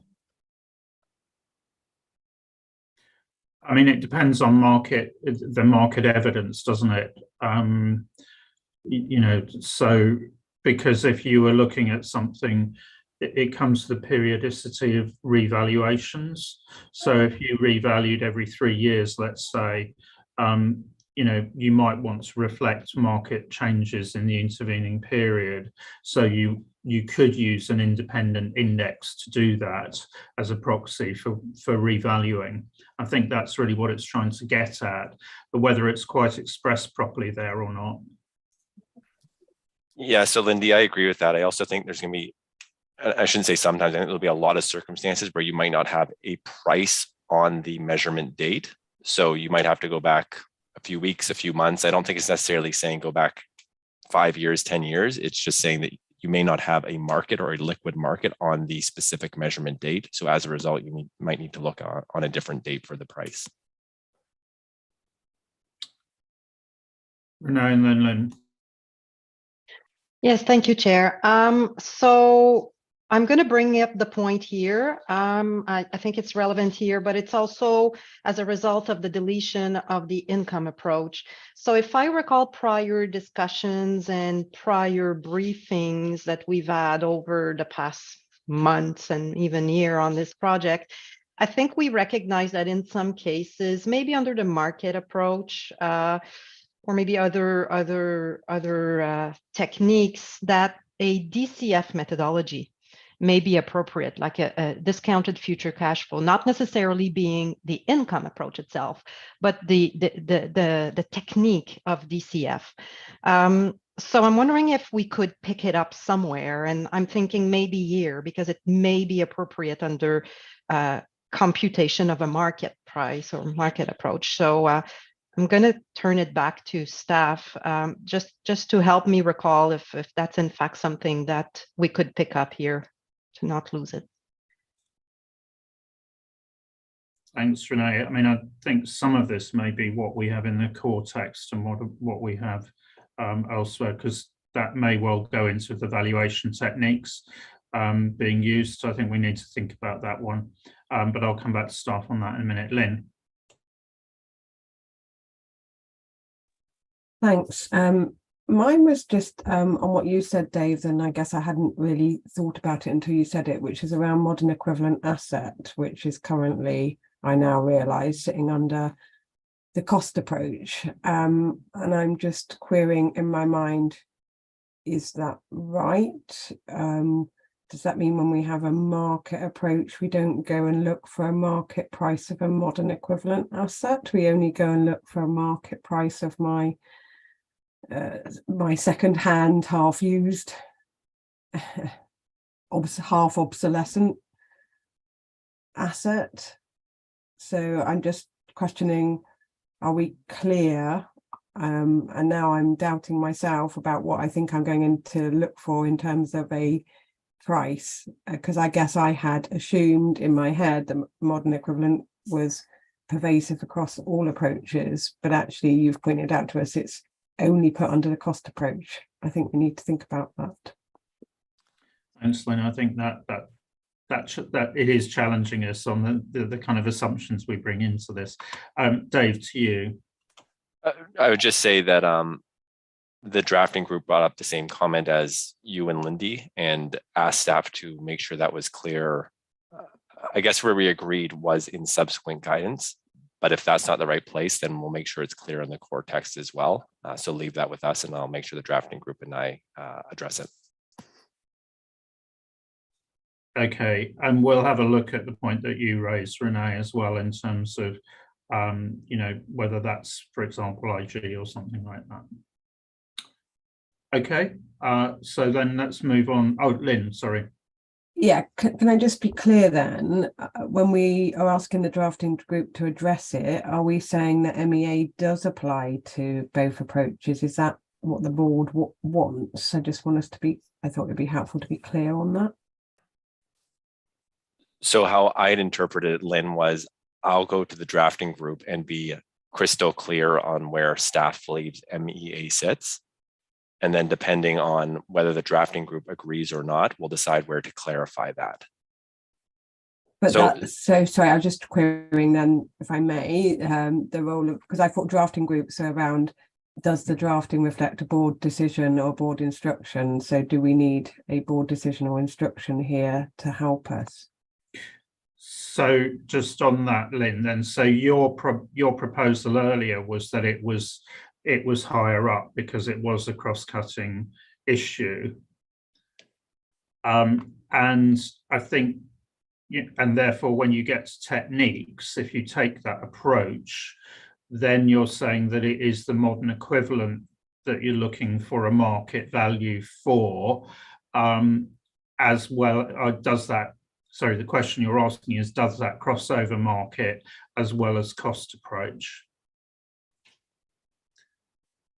I don't know, Dave or David, whether you want to come in on that question, because it's kind of, it is a sort of conceptual question, as you say, Lynn. Yeah, so I guess the reason I wanted to take it away, Lynn, is, and I have to go back to see how market approach is defined in the core text. And it's almost, I don't want to say it's a matter of fact whether it's a market approach or not, but let me take that away and be clear on that. And then I guess it's not a decision for the drafting group, but I think it'll be clear whether it is or isn't. And then I will work with the drafting group to make sure that we have explained it appropriately in the text, how it all works. I think then, Dave, as a result of that, if there is a decision that you're looking for from the board, I think then we would need two alternatives with the appropriate advice on that, which goes to Lynn's point that then that would allow the board to make an explicit decision one way or the other.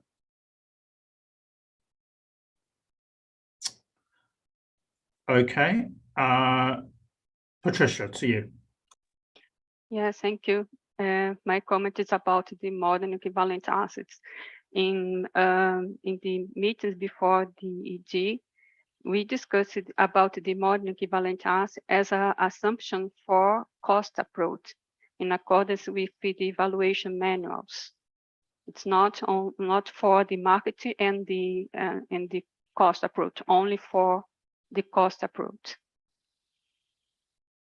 My comment in the next session would be that it's necessary to specify that modern equivalent assets is an assumption for the cost approach. Thank you. Thanks, Patricia. So, but I think the point still remains that, so I don't think anybody disagrees that it is clearly that underpins the cost approach. I think the question is actually around applicability, potential applicability to the market value, if I'm right, isn't it? And that's the question that we need to come back on. I think for the moment, let's assume that we stick with the, that it is cost approach, but in working through the drafting, but we recognise we've got to come back with clarification on that, and that would affect the positioning then of the text. Okay, so definitely cost approach, but it may be if it goes across market value as well, then we have to look at positioning. Okay, so I think that moves us on to cost approach, doesn't it, Dave? Yes, so that moves us to cost approach B36 through, well, maybe we won't. Yeah, let's do B36 through B46.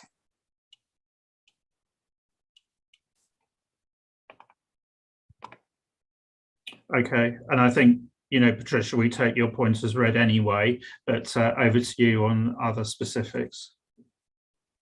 Yes, so another point is in relation to B36, because the first paragraph about the cost approach is about the techniques within the cost approach, and but there are other techniques mentioned in the text for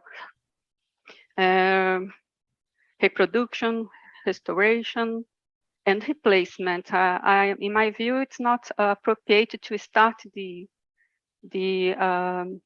this section about the cost approach indicated the specific technique in the cost for the cost approach. Thank you.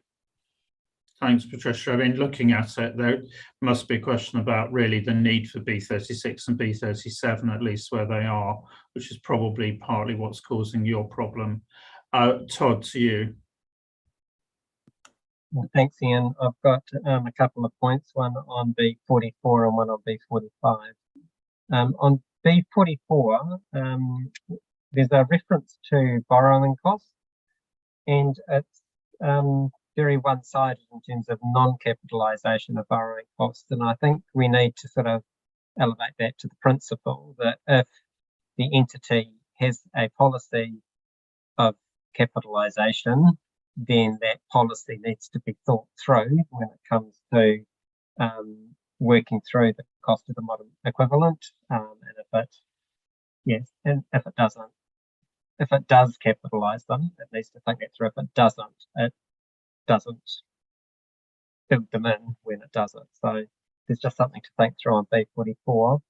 And B45, and I think this is a point that came up earlier in our discussions a year or two back.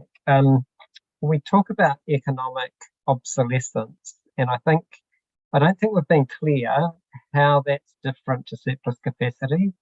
And I think it is something that we do need to be quite clear about, because I think people sort of have expressed some views that they don't particularly understand the difference between them.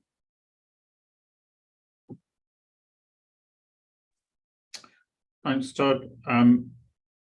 Dave, any comments? Okay, thanks, Todd. I think that's helpful. Good. Okay. And I think that walks us through the section then. Agreed, Ian. So we're done agenda item 2.2.2. Yeah. Okay. So let's move on then to agenda item 2.2.3. And here we've come up to the definition. So the only introductory remarks I'll make here relate to how staff developed the definition. When we actioned all the IPSASB's points as it relates to principles in the core text, and then we developed the definition. When we were developing the definition, originally we were trying to get as many principles as possible into the definition, but it just became very convoluted and difficult to understand. So we backed off and took the advice of the CAG that they really emphasized it was important that you read the current operational value definition and have a good idea of what it was asking for. In ED 77, the CAG indicated that they could read the definition and it sounded good, but they didn't have a good impression of what was actually required. So staff worked very hard with the drafting group to propose a definition that could be read and you'd have an idea of what you were trying to do. So that was kind of staff's goal in developing the definition. So with that, I'll share my screen again and we can go through the core text in IPSAS or draft IPSAS measurement. So in this case, we're doing paragraph 6, which is the definition, and then we'll also do the 3 paragraphs after 23 through 25. Okay, thanks, Dave, for the introduction. Open up for comments from members. Yeah, Patricia. Yes, thank you. I would like to clarify one point. Why the decision to use the term pay and not cost? Because, for example, an entity can replace an asset producing itself, not need to buy an asset. Sincerely, I think there are some positive and negative points here, but I think it's necessary to clarify why the term pay and not cost. Initially, I'm more comfortable with the term cost, and in connect with this in the conceptual framework, the term that we use is entry value and not entry price. Why change here for entry price? It's my main concern about the definition, and the another point I present is in relation to retain the term remaining service potential in this definition. I think it's not necessary. Thank you. Okay, thanks, Patricia. So I'm going to take comments from other members before going back to Dave. So Kamira next, and then Lindy. Thanks, Chair, and thanks, Dave, for the revised definition. I was wondering, why are we saying to pay for an asset instead of saying would pay to replace the remaining service potential of an asset. Perhaps it will be clearer, because otherwise, if we just leave it as it is, so to pay for an asset is too, it's not clear enough. So that would be my suggestion. And perhaps also remembering the comments of the constituents on that, I assume they would expect to see somewhere, perhaps in the basis for conclusions, then what is the difference between current operational value and replacement costs and value in use. So I think there is already something in the basis for conclusions on value in use, perhaps in the of the ED 76, but I think it's important to let it clearer somewhere. Thanks. Thanks, Camilla. Go to Lindy. I mean, I'm hearing concerns about the word pay at the moment from both Camilla and Patricia. Lindy. Very much. I have an issue with the word pay necessarily. As I mentioned earlier, I would try and avoid using the word replace because it comes in the cost model, and possibly we could just say we'd pay for the remaining service potential of the asset at the report at the measurement date. Just to avoid that confusion with the techniques and Okay, thanks, Lindy. Dave, oh, sorry, I'll take Renee and then go to you, Dave. Yes, thank you, Chair. Lindy, can you repeat your comment, and can you repeat how you would propose to address your comment? I missed it, sorry. Because I think it's related to a comment I want to make. So I'm just saying I prefer to avoid using the word replace because it could have connotation. It just looks like it's the cost approach, and just to say it would pay for the remaining service potential of an asset at the reporting date. Take that out. Word replace. So this is similar to a comment that I had made to staff offline. In your suggestion, you're proposing to go directly an amount the entity would pay, I think, for the service, for the assets remaining service potential, something like that. And I like that proposal, but for a different reason. And the point that I made earlier, I'm starting to wear my natural resource task force hat right now, and I'm starting to look forward to measuring a natural resource.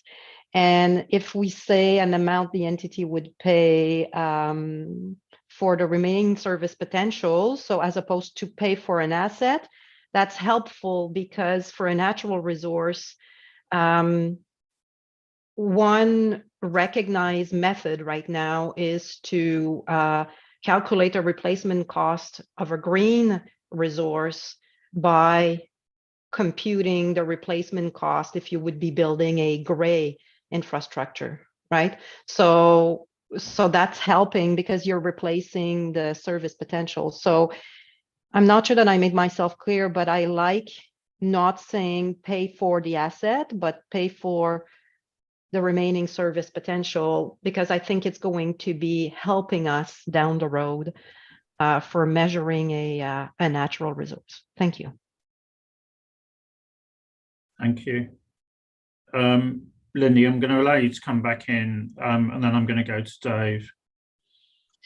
Yeah, I mean, just a caution to that, because we are measuring assets, and we don't want people to measure, okay, well, I could replace it with a service, like a gardening service. You know, it can be done with a service instead of actually the asset. So we just have to be careful with the way how we approach it. So I think it is the asset, actually.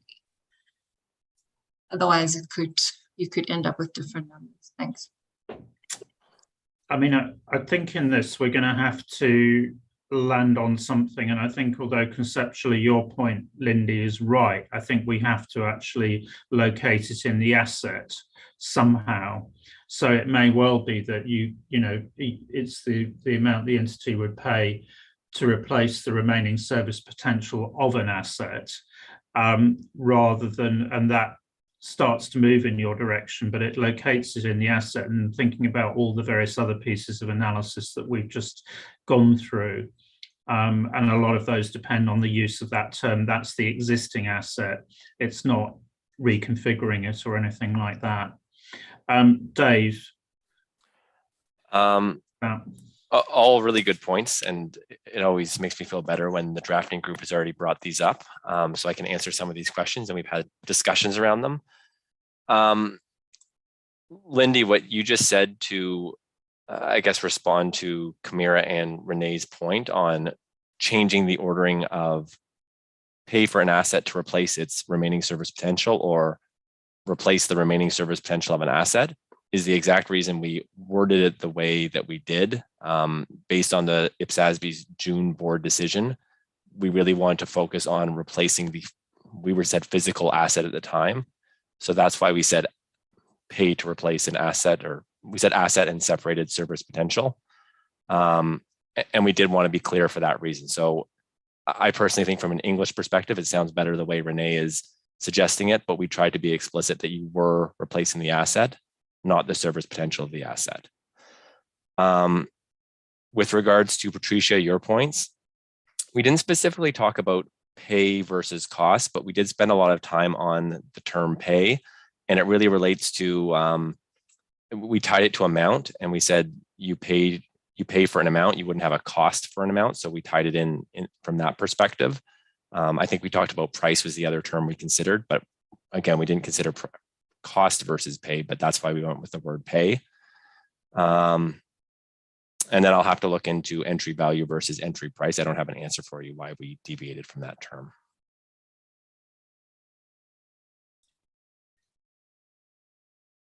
So, yeah, Patricia.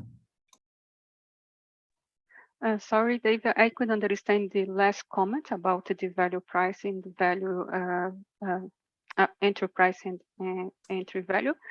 But I think the term payment and cost has there is a significant difference between payment and cost.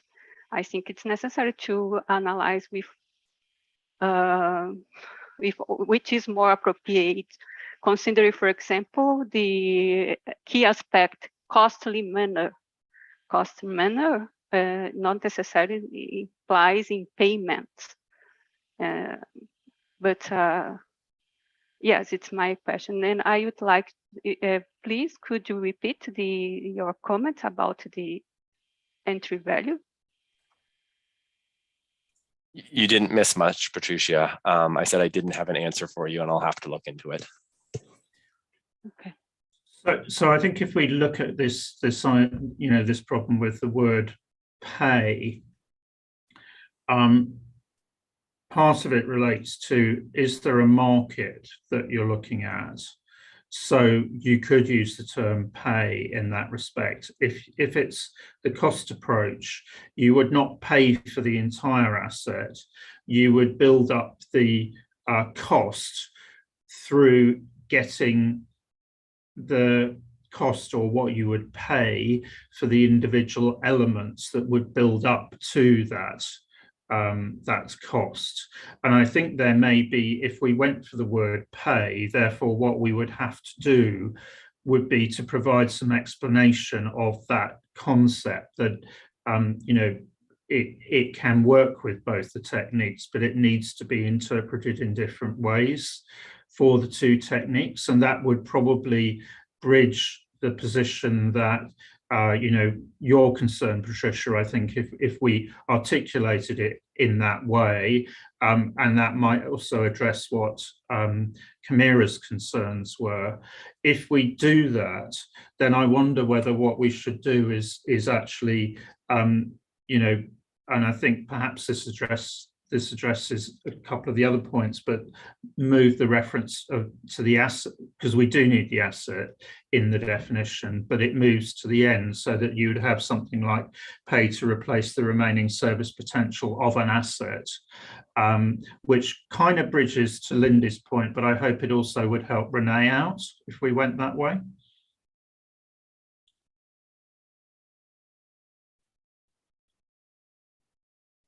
I see that works for Camira. Patricia. Yes, I think it's different things here. I agree with the linked point that is necessary to locate for an asset, because I can replace the service potential of an asset, but not necessarily the existing asset. I agree with the linked point, but my point here is differently, because when I say the amount that the entity would pay, and then the entity analyze the way that it can replace the existing asset. I can replace the existing asset using my other assets, my other assets to produce the existing asset. Then it's not the entity would not pay for something, because the less cost manner is use other assets to replace the existing assets. Consequently, the value it's not represent the. I think it depends on the how the entity to replace can replace in less costly manner. The value can be different, because this, I think, cost and payment have different meanings, and I need to be. I think my suggestion is to reflect more about the correct term here. Well, I think my proposal, and I think you would need to see it, Patricia, is that we explain the word pay and how that works with both of the techniques. The reason for moving the asset to the end is because that does loosen it up in terms of what that might be, that we're looking at an asset at this point in time, and then you have to look at how you might replace that service potential in through the technique. So that's the reason for moving in that way. I think if we use the term cost, that causes problems. So I would propose that we look at using pay and explaining the way that it can be used. Abdullah. Just a quick comment. Thank you, Ian. And if we add, Patricia, if we add a specific asset service potential, would that help with the definition? Because we struggled even with the translating the definition into different languages. We still struggle with some of the wording. But thought that was an idea. That's something we came up with. We thought it would be helpful. I mean, I think you're right that we should consider the translation here, but I think the specific asset would cause members problems from what I've heard. So can I suggest that we go with that reformulation with the explanation of pay and how that would work with the two techniques, market value and cost? Okay. And I think we need to see how that, because you need to see how the underpinning drafting works as well. But I think we're more or less there on that. Okay, so Todd. Can I suggest that we do redraft the definition along the lines that's been discussed and actually circulate the words to members? Because I think seeing the exact redrafting might help. And if we get any adverse reactions, then we know that there's still an issue to deal with well ahead of December. So if that can be done quite quickly and we can get feedback from members, because in terms of drafting, a lot does depend on us having landed a definition, I think. to make sure that everything hangs together for December. Thanks, Todd. I think that's a very helpful suggestion. Are people happy if we do that? So I think if we do that, and I think perhaps the thing that would go with that is just to first go at the drafting on how pay would work, so that you have that, because that seems to be still a sticking point. But I agree with you, Todd, that if board members are content with that we do a fairly rapid recirculation, that would really help, because then we can land the ordering of the section. Okay, good. Right, Dave, anything else you need at this point in time? Nothing else on drafting. I have one slide on next steps, Ian. Okay, is it very brief, because I really want to move on to leases. Could it be taken offline? Okay, thank you. So with that, thank you very much, everyone. I think that was a really helpful session. You know, I think we're getting there, but in line with Todd's comment, I think if we can get that agreement on the definition, then it'll allow us to settle the ordering down, and make sure we can put all the consistency points through and so on, with the you know, so the drafting group can work through that. So with that, I think we move then on to the third item on the agenda, which is over to other lease type arrangements. And I don't know, Lynn, did you want to introduce anything, or shall I go straight to João? Happy for you to go straight to João. Okay, thanks, Lynn. So João, over to you, and thanks very much, Dave, and the drafting group on measurement. I think that's been really helpful, the work that's been done. João. Thank you, Ian, and good morning, good afternoon, and good evening, everyone. So I'm gonna start by sharing my slides.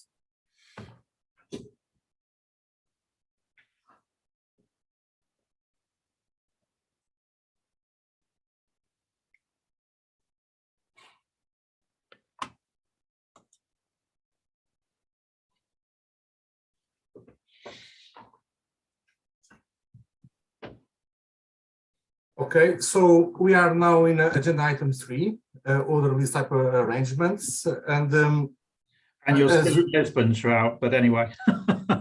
Yes, you're quite right. I'm homesick with these slides. Thanks for spotting that out. And before entering into the specific agenda items, so as usual, we'll have our task force chair, Lynn, making kind of a report back to the board of the work that has been done and what is potential to be done until the end of the year. And with this, I'll pass over to you, Lynn. Yeah, thanks, João. So we have been, and thanks to all the task force members, we've been working hard on some of the non-authoritative guidance in terms of things like the illustrative examples. And whilst we won't have a time for discussion of some of that material today, it has been circulated with the papers. So if members do have comments on those that they wish to pass over to João and myself, I think we'd be really welcoming of that.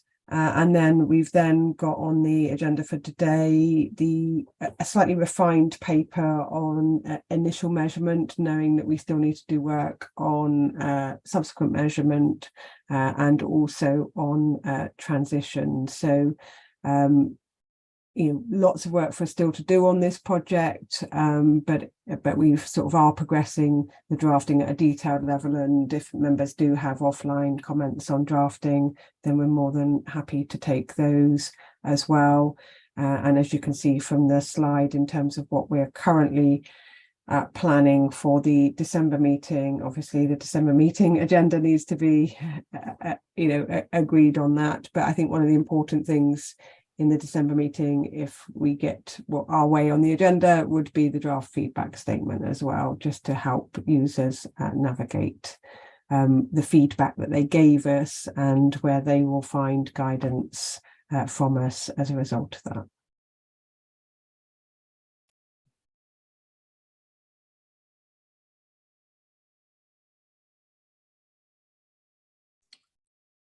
João, back to you then. Okay, thanks, Ian, and thanks, Lynn, for that for that intro. So, and with this introduction by Lynn, I just would like to ask the board members if they have any further comments on the decisions and instructions. So the initial agenda items, please send them through offline. And with that, I'll just dive in, then into agenda item 3.2.1 on the initial measurement of the right of use assets in kind and the right of use assets in a concessionary lease. So I'll take the board's paper as read, but I just want to make one clarification on the staff's recommendation when discussing also with the task force. So our recommendation is basically to use a present value of payments for the lease at market rates. And so this stems from the board's decision at the June meeting to apply a current measurement model, and not an historical cost or a transaction price. And so staff and the task force worked about this decision and how to implement this decision in the exposed draft. And we also looked, by doing that, at what is the current guidance in IPSASB 43, because there is already some guidance when the transactions are not, lease transactions are not at market terms. And so another point into consideration is that the current definition of fair value that we have in our literature will be replaced by the new definition on measurement of fair value that is being developed in the measurement project. And so, and because of that, staff and task force decided to recommend to initially measure right of use assets in kind and right of use assets in a concession release at the present value of lease payments at market rates, precisely to avoid the highest and best use, and then we can be focusing only on the current use of that asset. Basically for a cost-benefit reasons, because there will be an increased difficulty for preparers to find the highest and best use at initial recognition, and the board wanted to prevent that additional hurdle for preparers to apply that. Based on this, staff and task force developed those paragraphs that are in the exposure draft, and so I'll open the floor to the board's discussion, Ian, if the board agrees with this recommendation. Thank you. Thank you, João. So I'll just leave those paragraphs just to focus how the task force and the staff implemented the board's decision. Shall I stop sharing the screen, Ian? Yeah, if you can. Yeah. Yeah.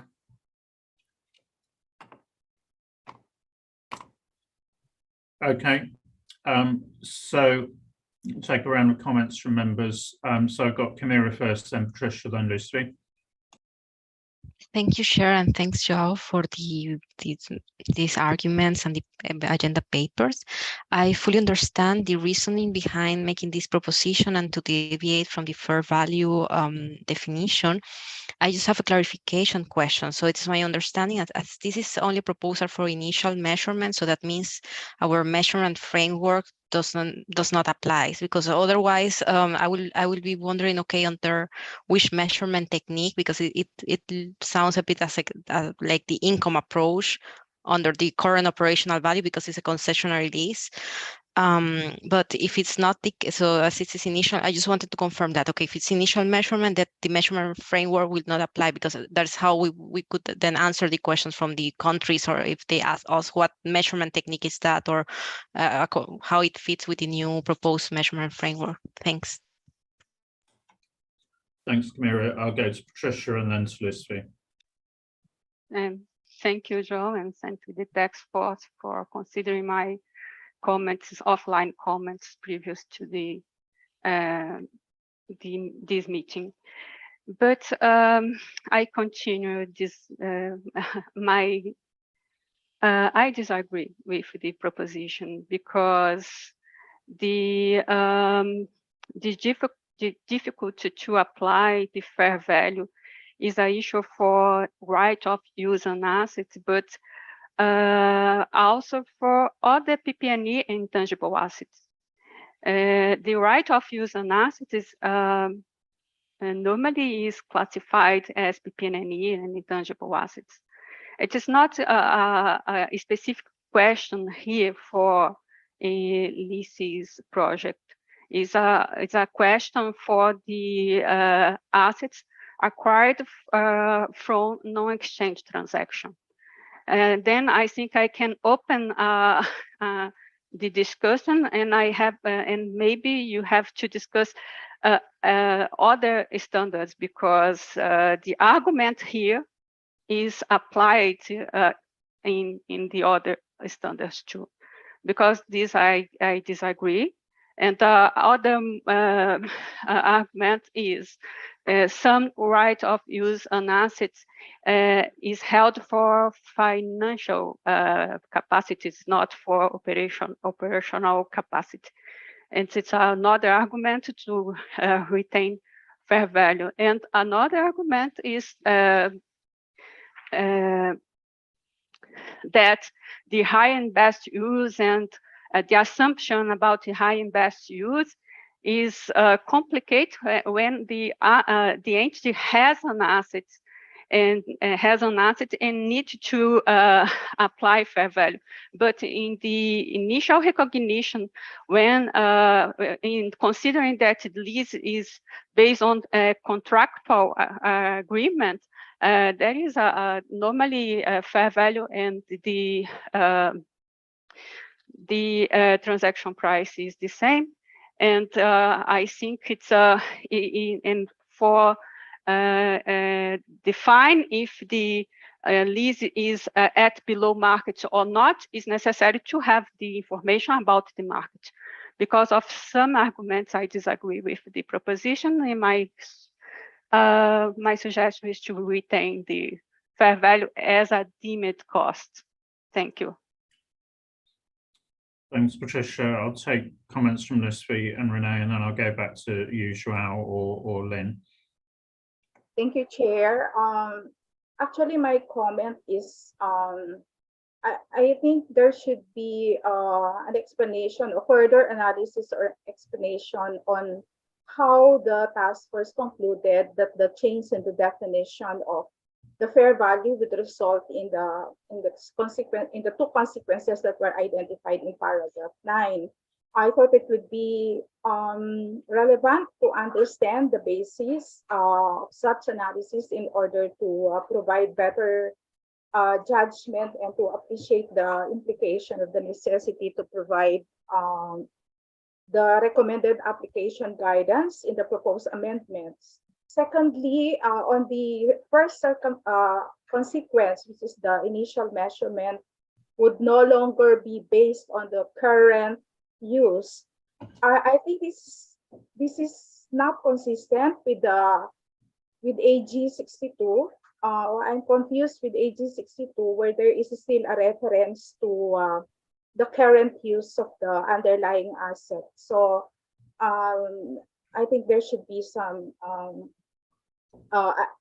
we should revisit how AG 62 is now being drafted, and again, there might be some basis for conclusion to strengthen the analysis on especially the consequences of the changes in the definition of fair value.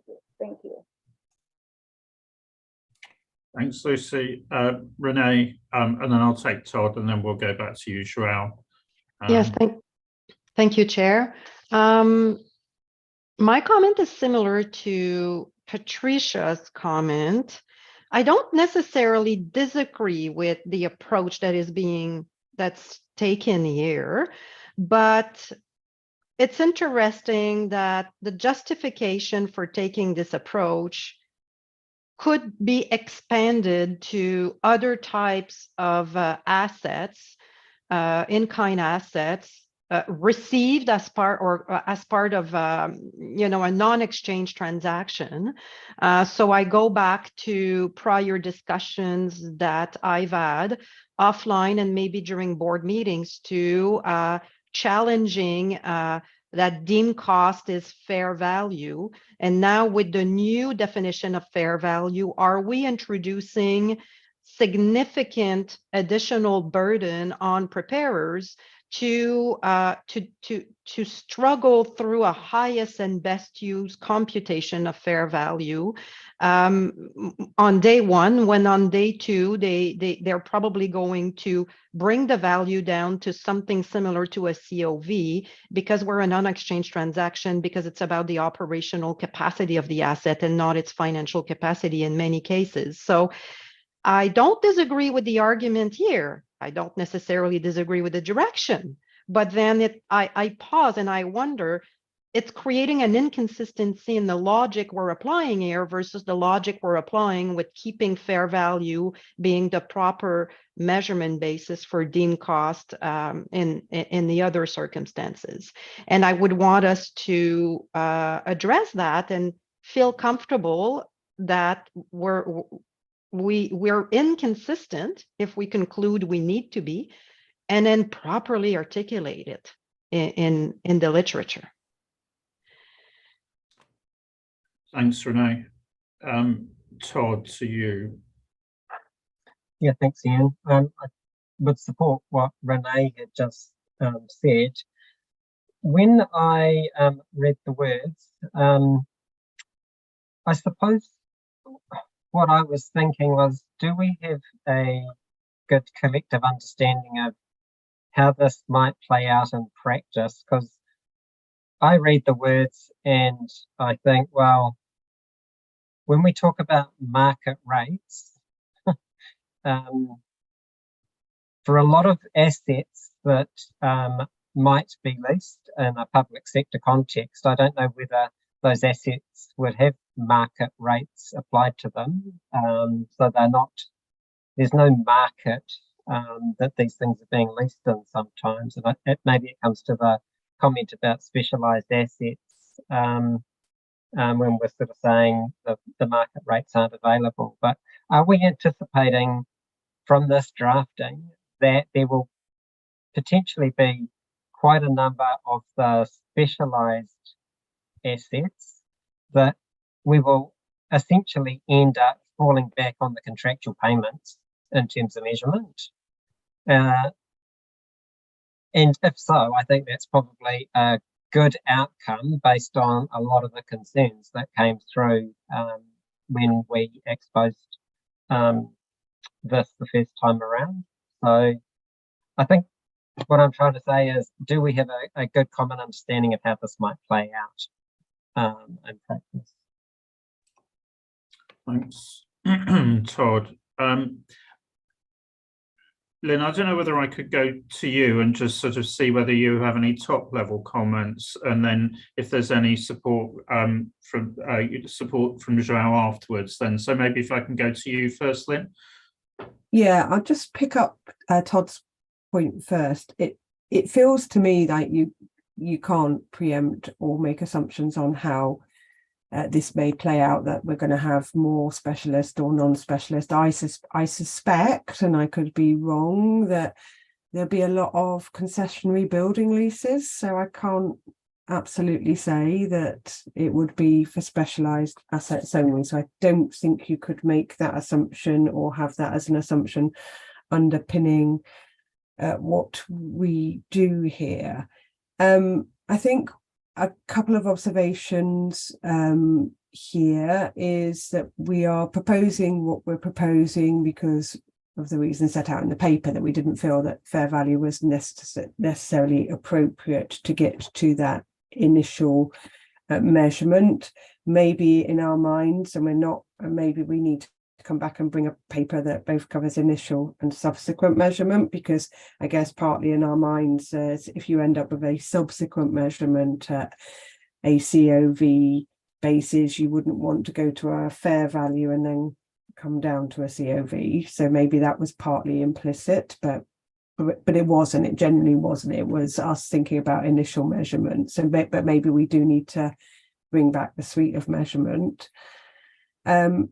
I do understand the points around, well, isn't this also true of non-lease type arrangement donated assets? Because that's what I think Patricia and Renee are also saying.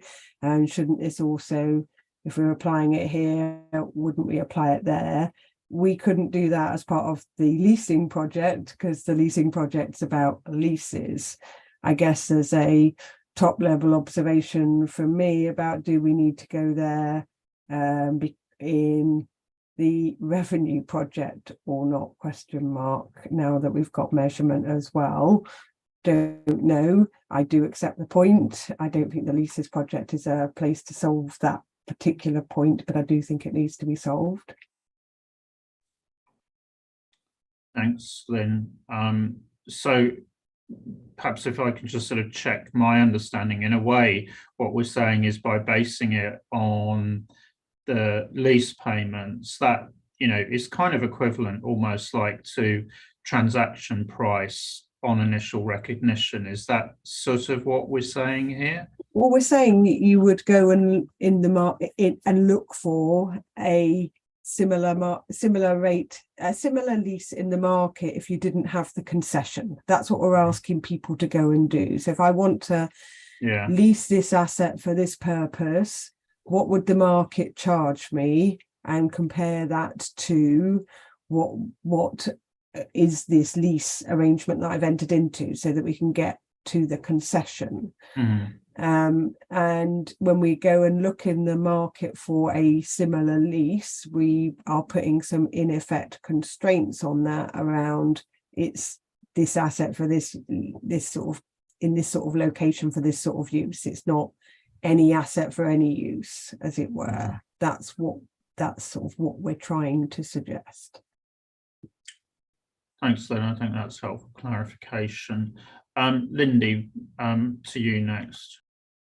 Thank you very much. And I do think perhaps I agree with what's in the papers, but I do think there could be additional explanation and possibly a separation between the two arrangements. So as Lynn explained, with a concessionary lease, we're looking at a similar lease arrangement in the market and then using that as a basis. But when we are in IPSASB 23 and it's a right of use asset, I think it is different to just an outright donation or a receipt of an asset which we measure at fair value and the other standards, because we've been given the right to use an asset and we are valuing the right to use that asset. So we're valuing that and not the asset. I think if, and presumably you're given a period of time in which to use the asset and you haven't just received control of the asset. So what you're doing then is looking at the market for a hypothetical lease that is similar to that for the right that you have for this asset, and using that as a basis to get the fair value. So I don't think it would be appropriate just to go and use fair value as in the other standards, because we're valuing the right to use an asset, and we would look for a similar lease arrangement or a hypothetical lease arrangement to base our valuation on. So I do think possibly in the ED we might want to separate the two and maybe explain, you know, the two. It's the same treatment, but possibly different justifications on how to get things. Thanks, Lindy. Lynn, you want to come back on that before I go to Patricia? Yeah, no, I think that's really helpful, and I guess it just reminds us, and I do think there is more explanation we can remind people when we talk about a right of use asset in kind, we are talking about a right of use asset under the leasing standard, not a donated asset. So we are sort of judging it grounded within it's a lease type arrangement. It just doesn't have consideration is what we're really driving at with these. We haven't considered, and we had that good discussion, didn't we, at the last board meeting about other types of arrangements that don't really meet a definition of a lease, so are outside of scope, and that's where the feedback statement comes in on all of that as well. And I think actually we probably haven't quite got the drafting making that absolutely clear on what's in scope when we are using the terminology we're using right now. Thanks, and I mean, I think that, you know, between you and Lindy there, I think that's actually sort of drawn it out, and I think that increased explanation, my sense is that that would certainly help the other board members with some of the points that they've raised. And I think if it helps the board, then it will obviously help our stakeholders to be clearer on that. So I think probably if we take that as an instruction that we need to do that. I mean, as you say, this is on initial recognition, and obviously we need to look at subsequent measurement issues too, and that will come back in December. But I think if the you know, staff and the task force can take the clarification points away, that would be really helpful, I think, for members. Patricia, back to you.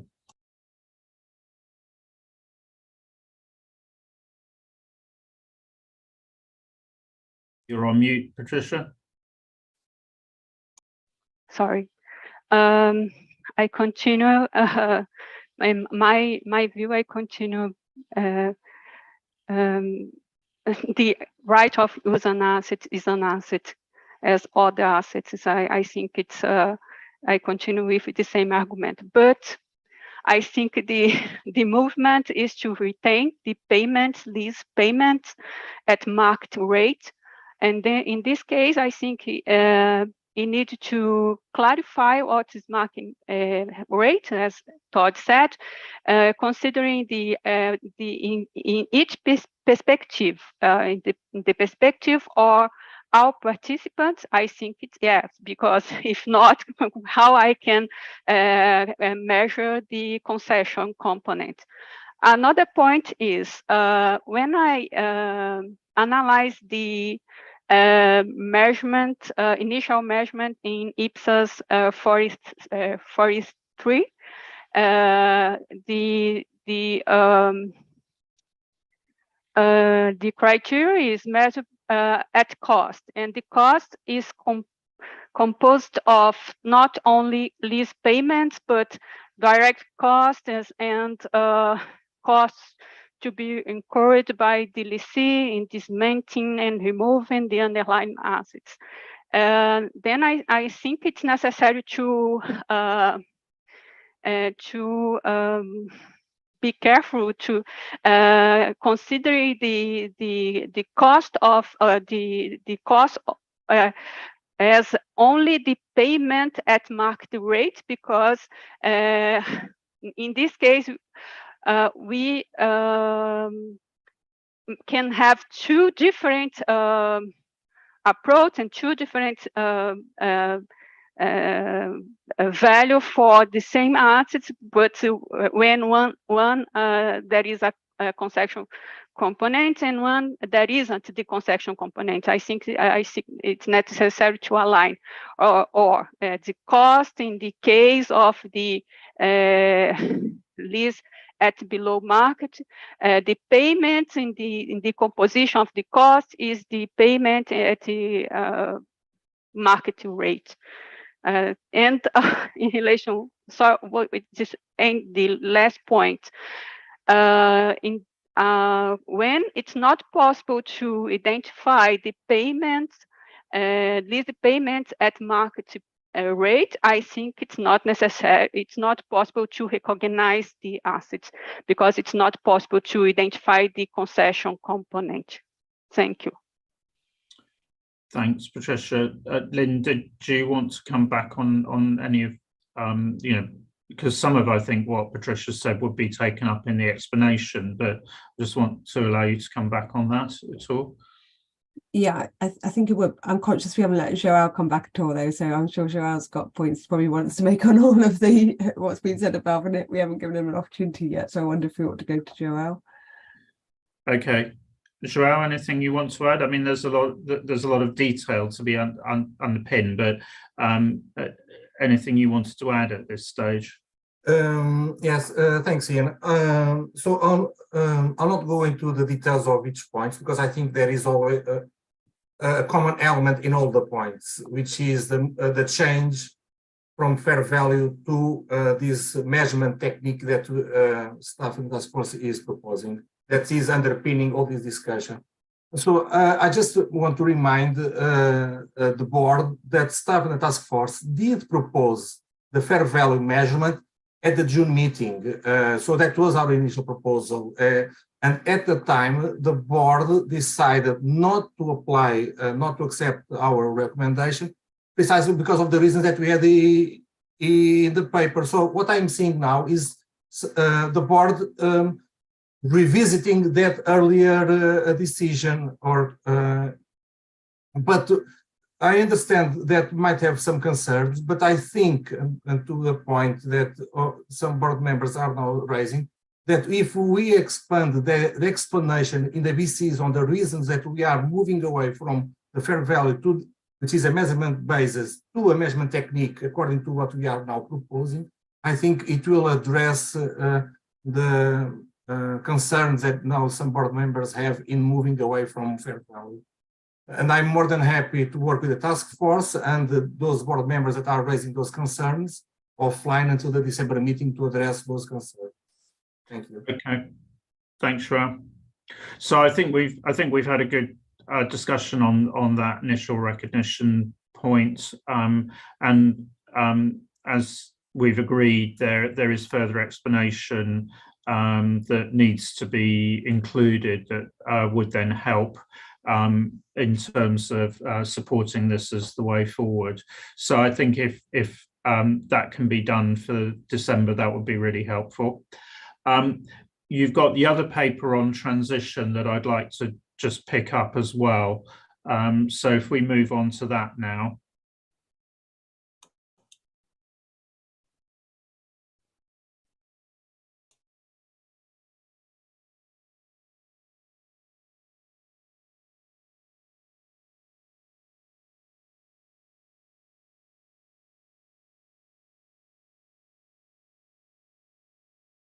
Yes, thank you, Ian, and thanks to the board for this helpful discussion.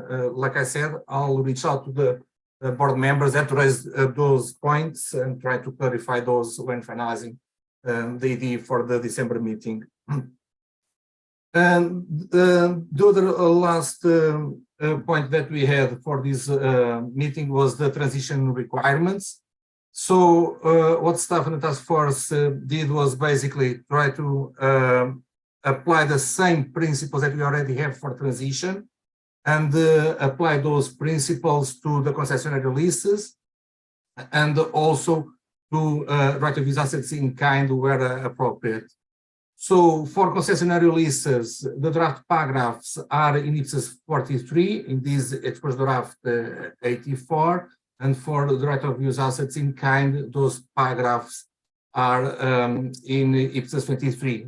So I leave there the pages, the location where those paragraphs are in. So basically, what we want feedback from the board is whether there are any suggestions and comments on those paragraphs. And I'll stop sharing and we can start with IPSASB 43 on page 9 of the draft ED or page 52 of the PDF. And then we can move to IPSASB 23. That would be my proposal. Thank you. Thank you, Joao. So take any comments on the proposals. Yeah, Lindy. As much as I like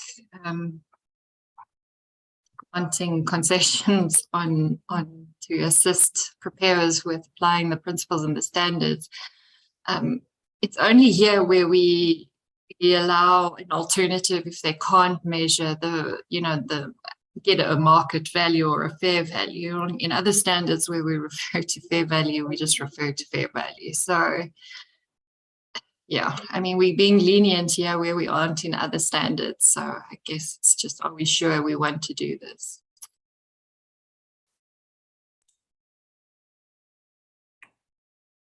Lucy, and then I'll go back to Joelle. Yeah, thank you, Chair. I lost my connection, but I don't know if I am the proper place. We're discussing on transition, right?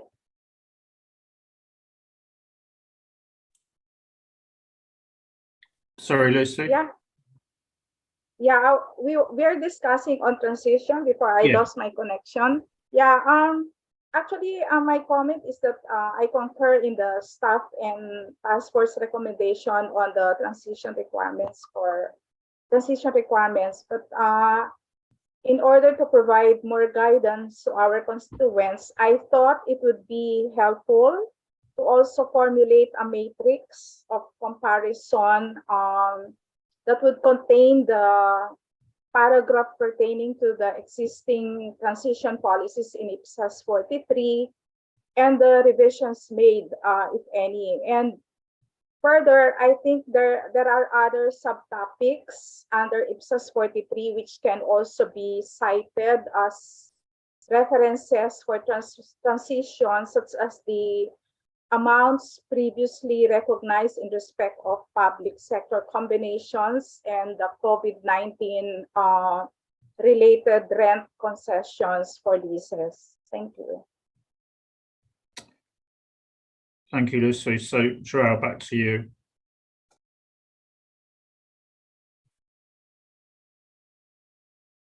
Yes, thank you, Lindy and Lucy, for those questions. So, to Lindy's point on the subsidy, so staff and the task force discussed that point, and the two reasons that we have for our proposals is that what we are now proposing is a brand new guidance in IPSAS literature. So, and our thought is that because it is a brand new guidance in IPSAS literature, we shouldn't we shouldn't request higher effort than what people are now preparers facing when changing already currently IPSAS guidance on leases. So if preparers are now facing quite big challenges in applying new guidance on leases when we already had some guidance on leases with IPSAS 13, and demanding preparers an extra effort to go back and find the subsidy that it was given 5, 10, or 15 years ago, we thought that it would be, how to say, too much as an ask. However, as we have already in IPSAS 43, there is already an option for to apply IPSAS 3 and apply retrospectively. So that optionality is already there for entities that want to take advantage of that. What we thought is that we shouldn't require entities to do that upfront for the reasons that I've just explained. So, and then we'll leave it to the preparers to apply that optionality to go back. Towards Lucy's point,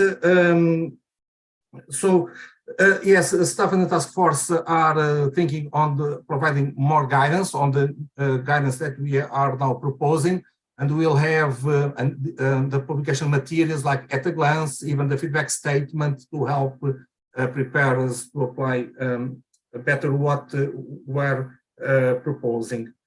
Regarding other changes to IPSAS 43, regarding public sector combinations, COVID-19, what I can say from staff is that it is out of the scope of this phase 2 of this project. So basically, it's not within the scope of this phase 2 opening other sections of IPSAS 43 that is not related to the scope of the work that we are now doing here. And that would be my immediate reaction. And Okay. with this, I'll pass over to you, Ian. Thank you. Thank you, João. So I think the question is, are we content then, based on your explanation, to that draws the boundary around what we're proposing on transition? On that basis, we content to move forward with the task force proposals on transition? Okay, good, thank you.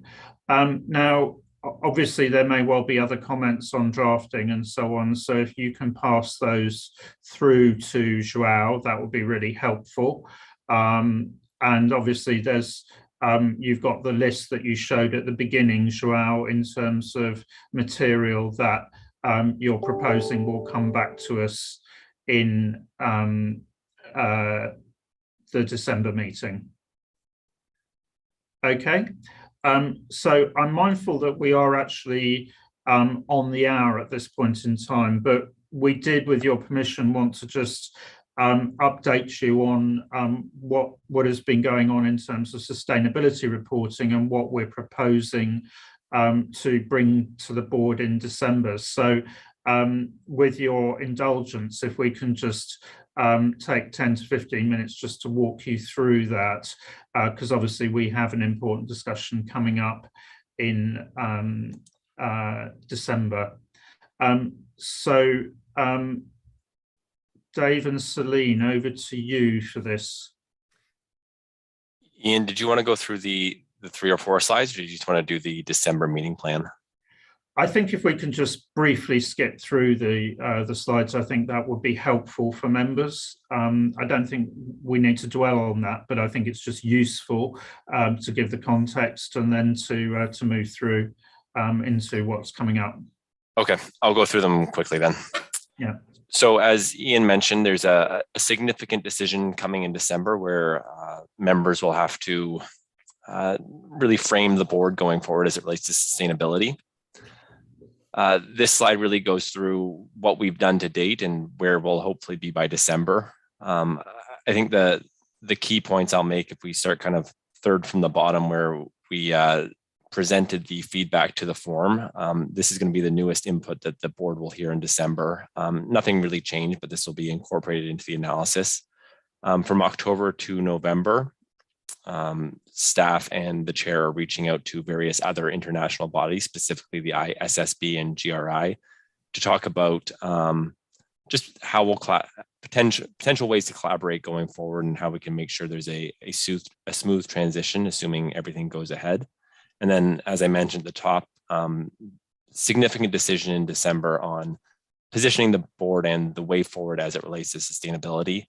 I've said this a few times externally, where I think this is potentially the biggest strategic decision in at least the past 10 years, but maybe ever for the board. So the reason why we wanted to give you this update is to make sure the board is ready and ask if there's anything else that the board wants in addition to what staff is proposing. Before I get to that slide though, this is what will be included in your detailed response analysis. As a reminder to what we discussed in September, we had our regional roundtables in July and August. We had almost 500 attendees across 130 countries. Lots of support for the IPSASB moving forward there. We had 70 written responses to our consultation paper that closed on September 9th. What was interesting here, and we've just started to move into more detailed analysis, but almost 50% of those 70 written responses were from respondents that we hadn't heard from before. So just, I shouldn't say interesting and not overly surprising, but just an important note that we had a much broader group of responses than we normally get. And that's, again, not surprising based on the topic that we were consulting on. We'll also include KEG advice. In June, we held what I'll call our first roundtable, and that was with the 25 KEG members that cover 8 functions. And what's interesting about the KEG and always great about the KEG is we've got a few financial statement users there, or users of financial reports. So getting their feedback is always important. And then finally, what I mentioned off the top, the newest level of input that the board hasn't heard yet, or that hasn't been incorporated into the analysis, is the input we heard from participants at the IPSASB standard setting forum in Cascais in Portugal. As a reminder there, we had almost 110 attendees across 36 jurisdictions. So overall, the main point to take away from this slide is very rich group of respondents that you'll hear in the analysis when deciding where the IPSASB should sit as it relates to sustainability reporting going forward. So the last slide I wanted to discuss before we open it up, and this goes back to my point that with the decision coming, staff wanted to make sure that the board felt they had enough information to make that decision. The first box in the top left, the detailed analysis of feedback to the consultation paper.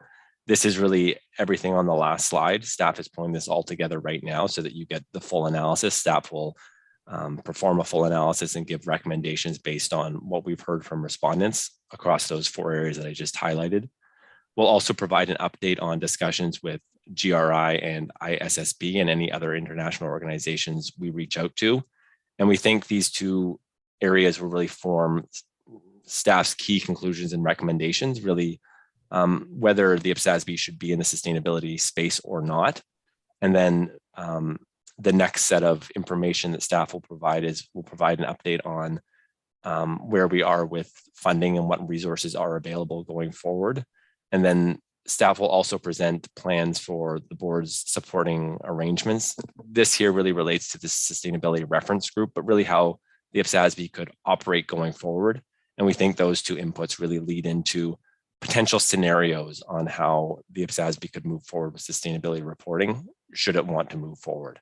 And ultimately, that will all lead to the decision by the IPSASB on positioning and way forward as it relates to sustainability reporting in 2023 and beyond. So, Ian, I'll stop there for any other topside comments from you. Thanks very much, Dave. And I think, you know, we wanted to sort of present that here are the plans because we do recognise that it's an important decision for the board. In terms of the proposals for the session, we are proposing to make the analysis of responses public, but we are given the sort of sensitivity of some of the other information and the fact that this is a strategic decision rather than a standard setting decision. We are proposing that the actual board session itself would be in camera, as we have held previous discussions, quite likely to be the last time that we do that, given you know, but it obviously it depends on where the discussions actually go.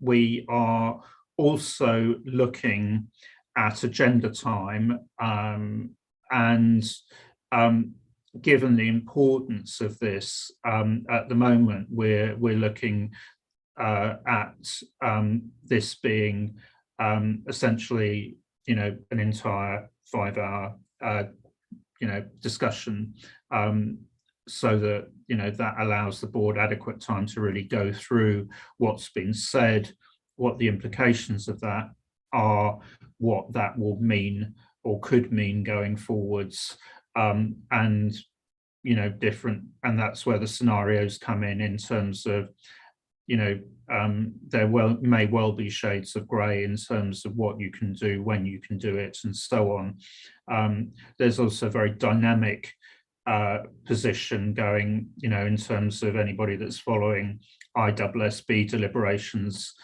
Clearly a lot going on in that space, a lot to reflect on.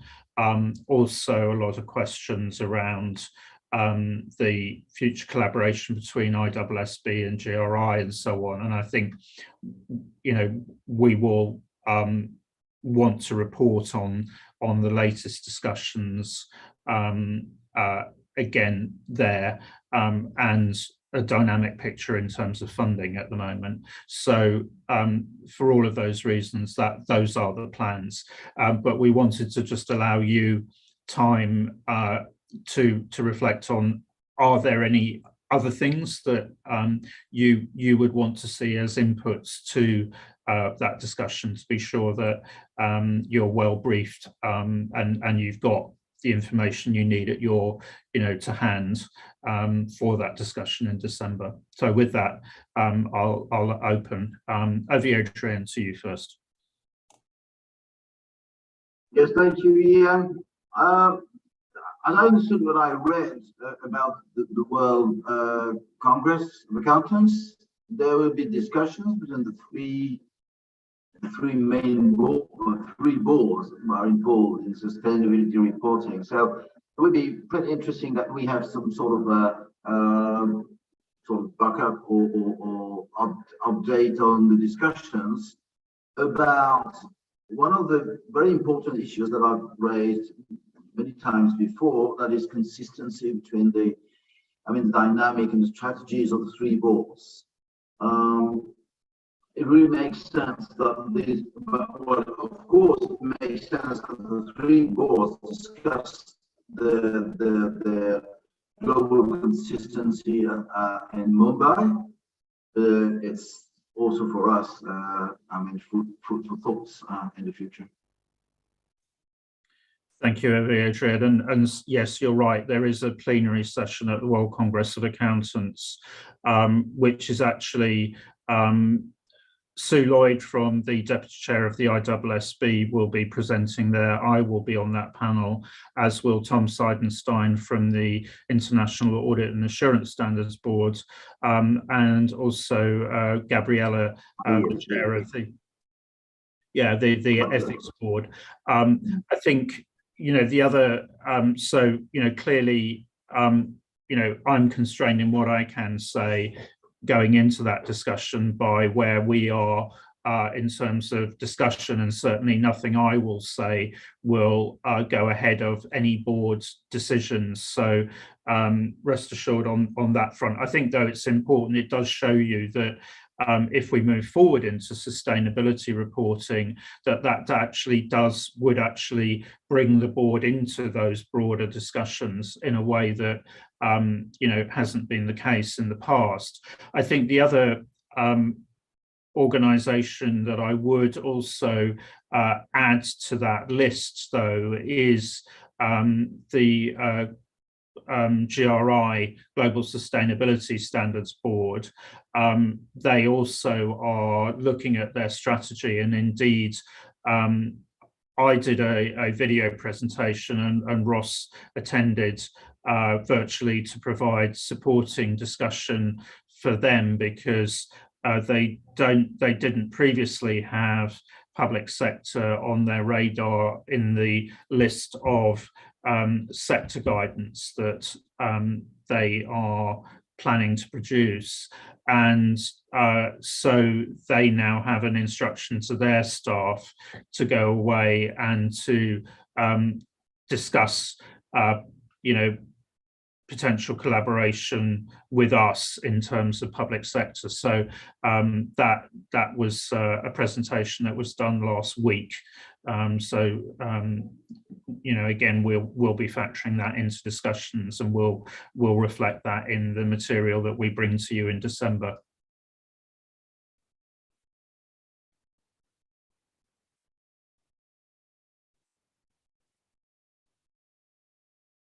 Anything else anybody wants to raise, recognizing we are over time at this point? Lynn, go ahead.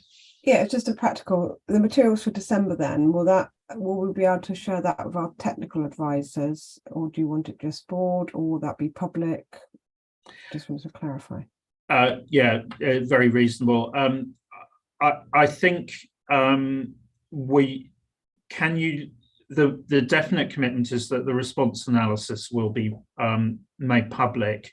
I think at the moment we're not totally sure the format, and also the sensitivities attached to some of the other material. So if you can allow us to reflect on that, and if we feel we can, in terms of the nature of discussions, we will sort of allow the material to be shared a bit more broadly with advisors on a confidential basis, obviously. But I think we need to reflect at the time, if you don't mind, Lynn, on where things have got to. Lucy. Thank you, Chair. I just want to share with the board that there is also an upcoming 39th session of the United Nations Conference on Trade and Development and the ISAR. And that will be on November 1 to 3. Good practices in and approaches to the practical implementation of sustainability reporting requirements would be one of the topics in the 39th session. And I thought it might, if the members have time, maybe you can join it virtually. I requested Ross to give me some sort of a letter that I can present to UN, UNCTAD ISAR, and my online registration is already approved. So I will be attending the 39th session of UNCTAD ISAR. Thank you. Great, thanks, Lucy. And I'm going to be attending virtually the opening session and providing input to the panel discussion there. And also just to record, and although Claudia is an apology for today, Claudia will be attending in person to provide a presentation on IPSAS implementation there as well. Okay, good. Well, apologies for just keeping you over time on that, but we felt it was important just to let you know what we were planning. And obviously, if you reflect on what we've said and there is anything else, please do let us know. With that, I think, thank you very much. We've covered a lot of ground today. I think it has moved us forward, and I think we are moving towards finalisation in terms of those measurement related projects. I think you've given good instruction to staff. Certainly, I think the drafting group on measurement has a good sense of where the board wants to go, and we will, as agreed, circulate that revised draft definition of current operational value as soon as we can for member comments, and if you can provide comments back on that rapidly, that will help us then in terms of settling the material down. And I think that there were a lot of comments about consistency and positioning in material, and if we've got that definition reasonably well nailed down, that will certainly help. So thank you very much, everyone. A lot of good input, really helpful, and very best wishes between now and hope to see as many as possible for the meeting in Toronto, which will be our first meeting in Toronto for a lot longer than I can remember actually now. So, all the best until then, and look forward to seeing you at the meeting. Bye for now. Bye, everyone.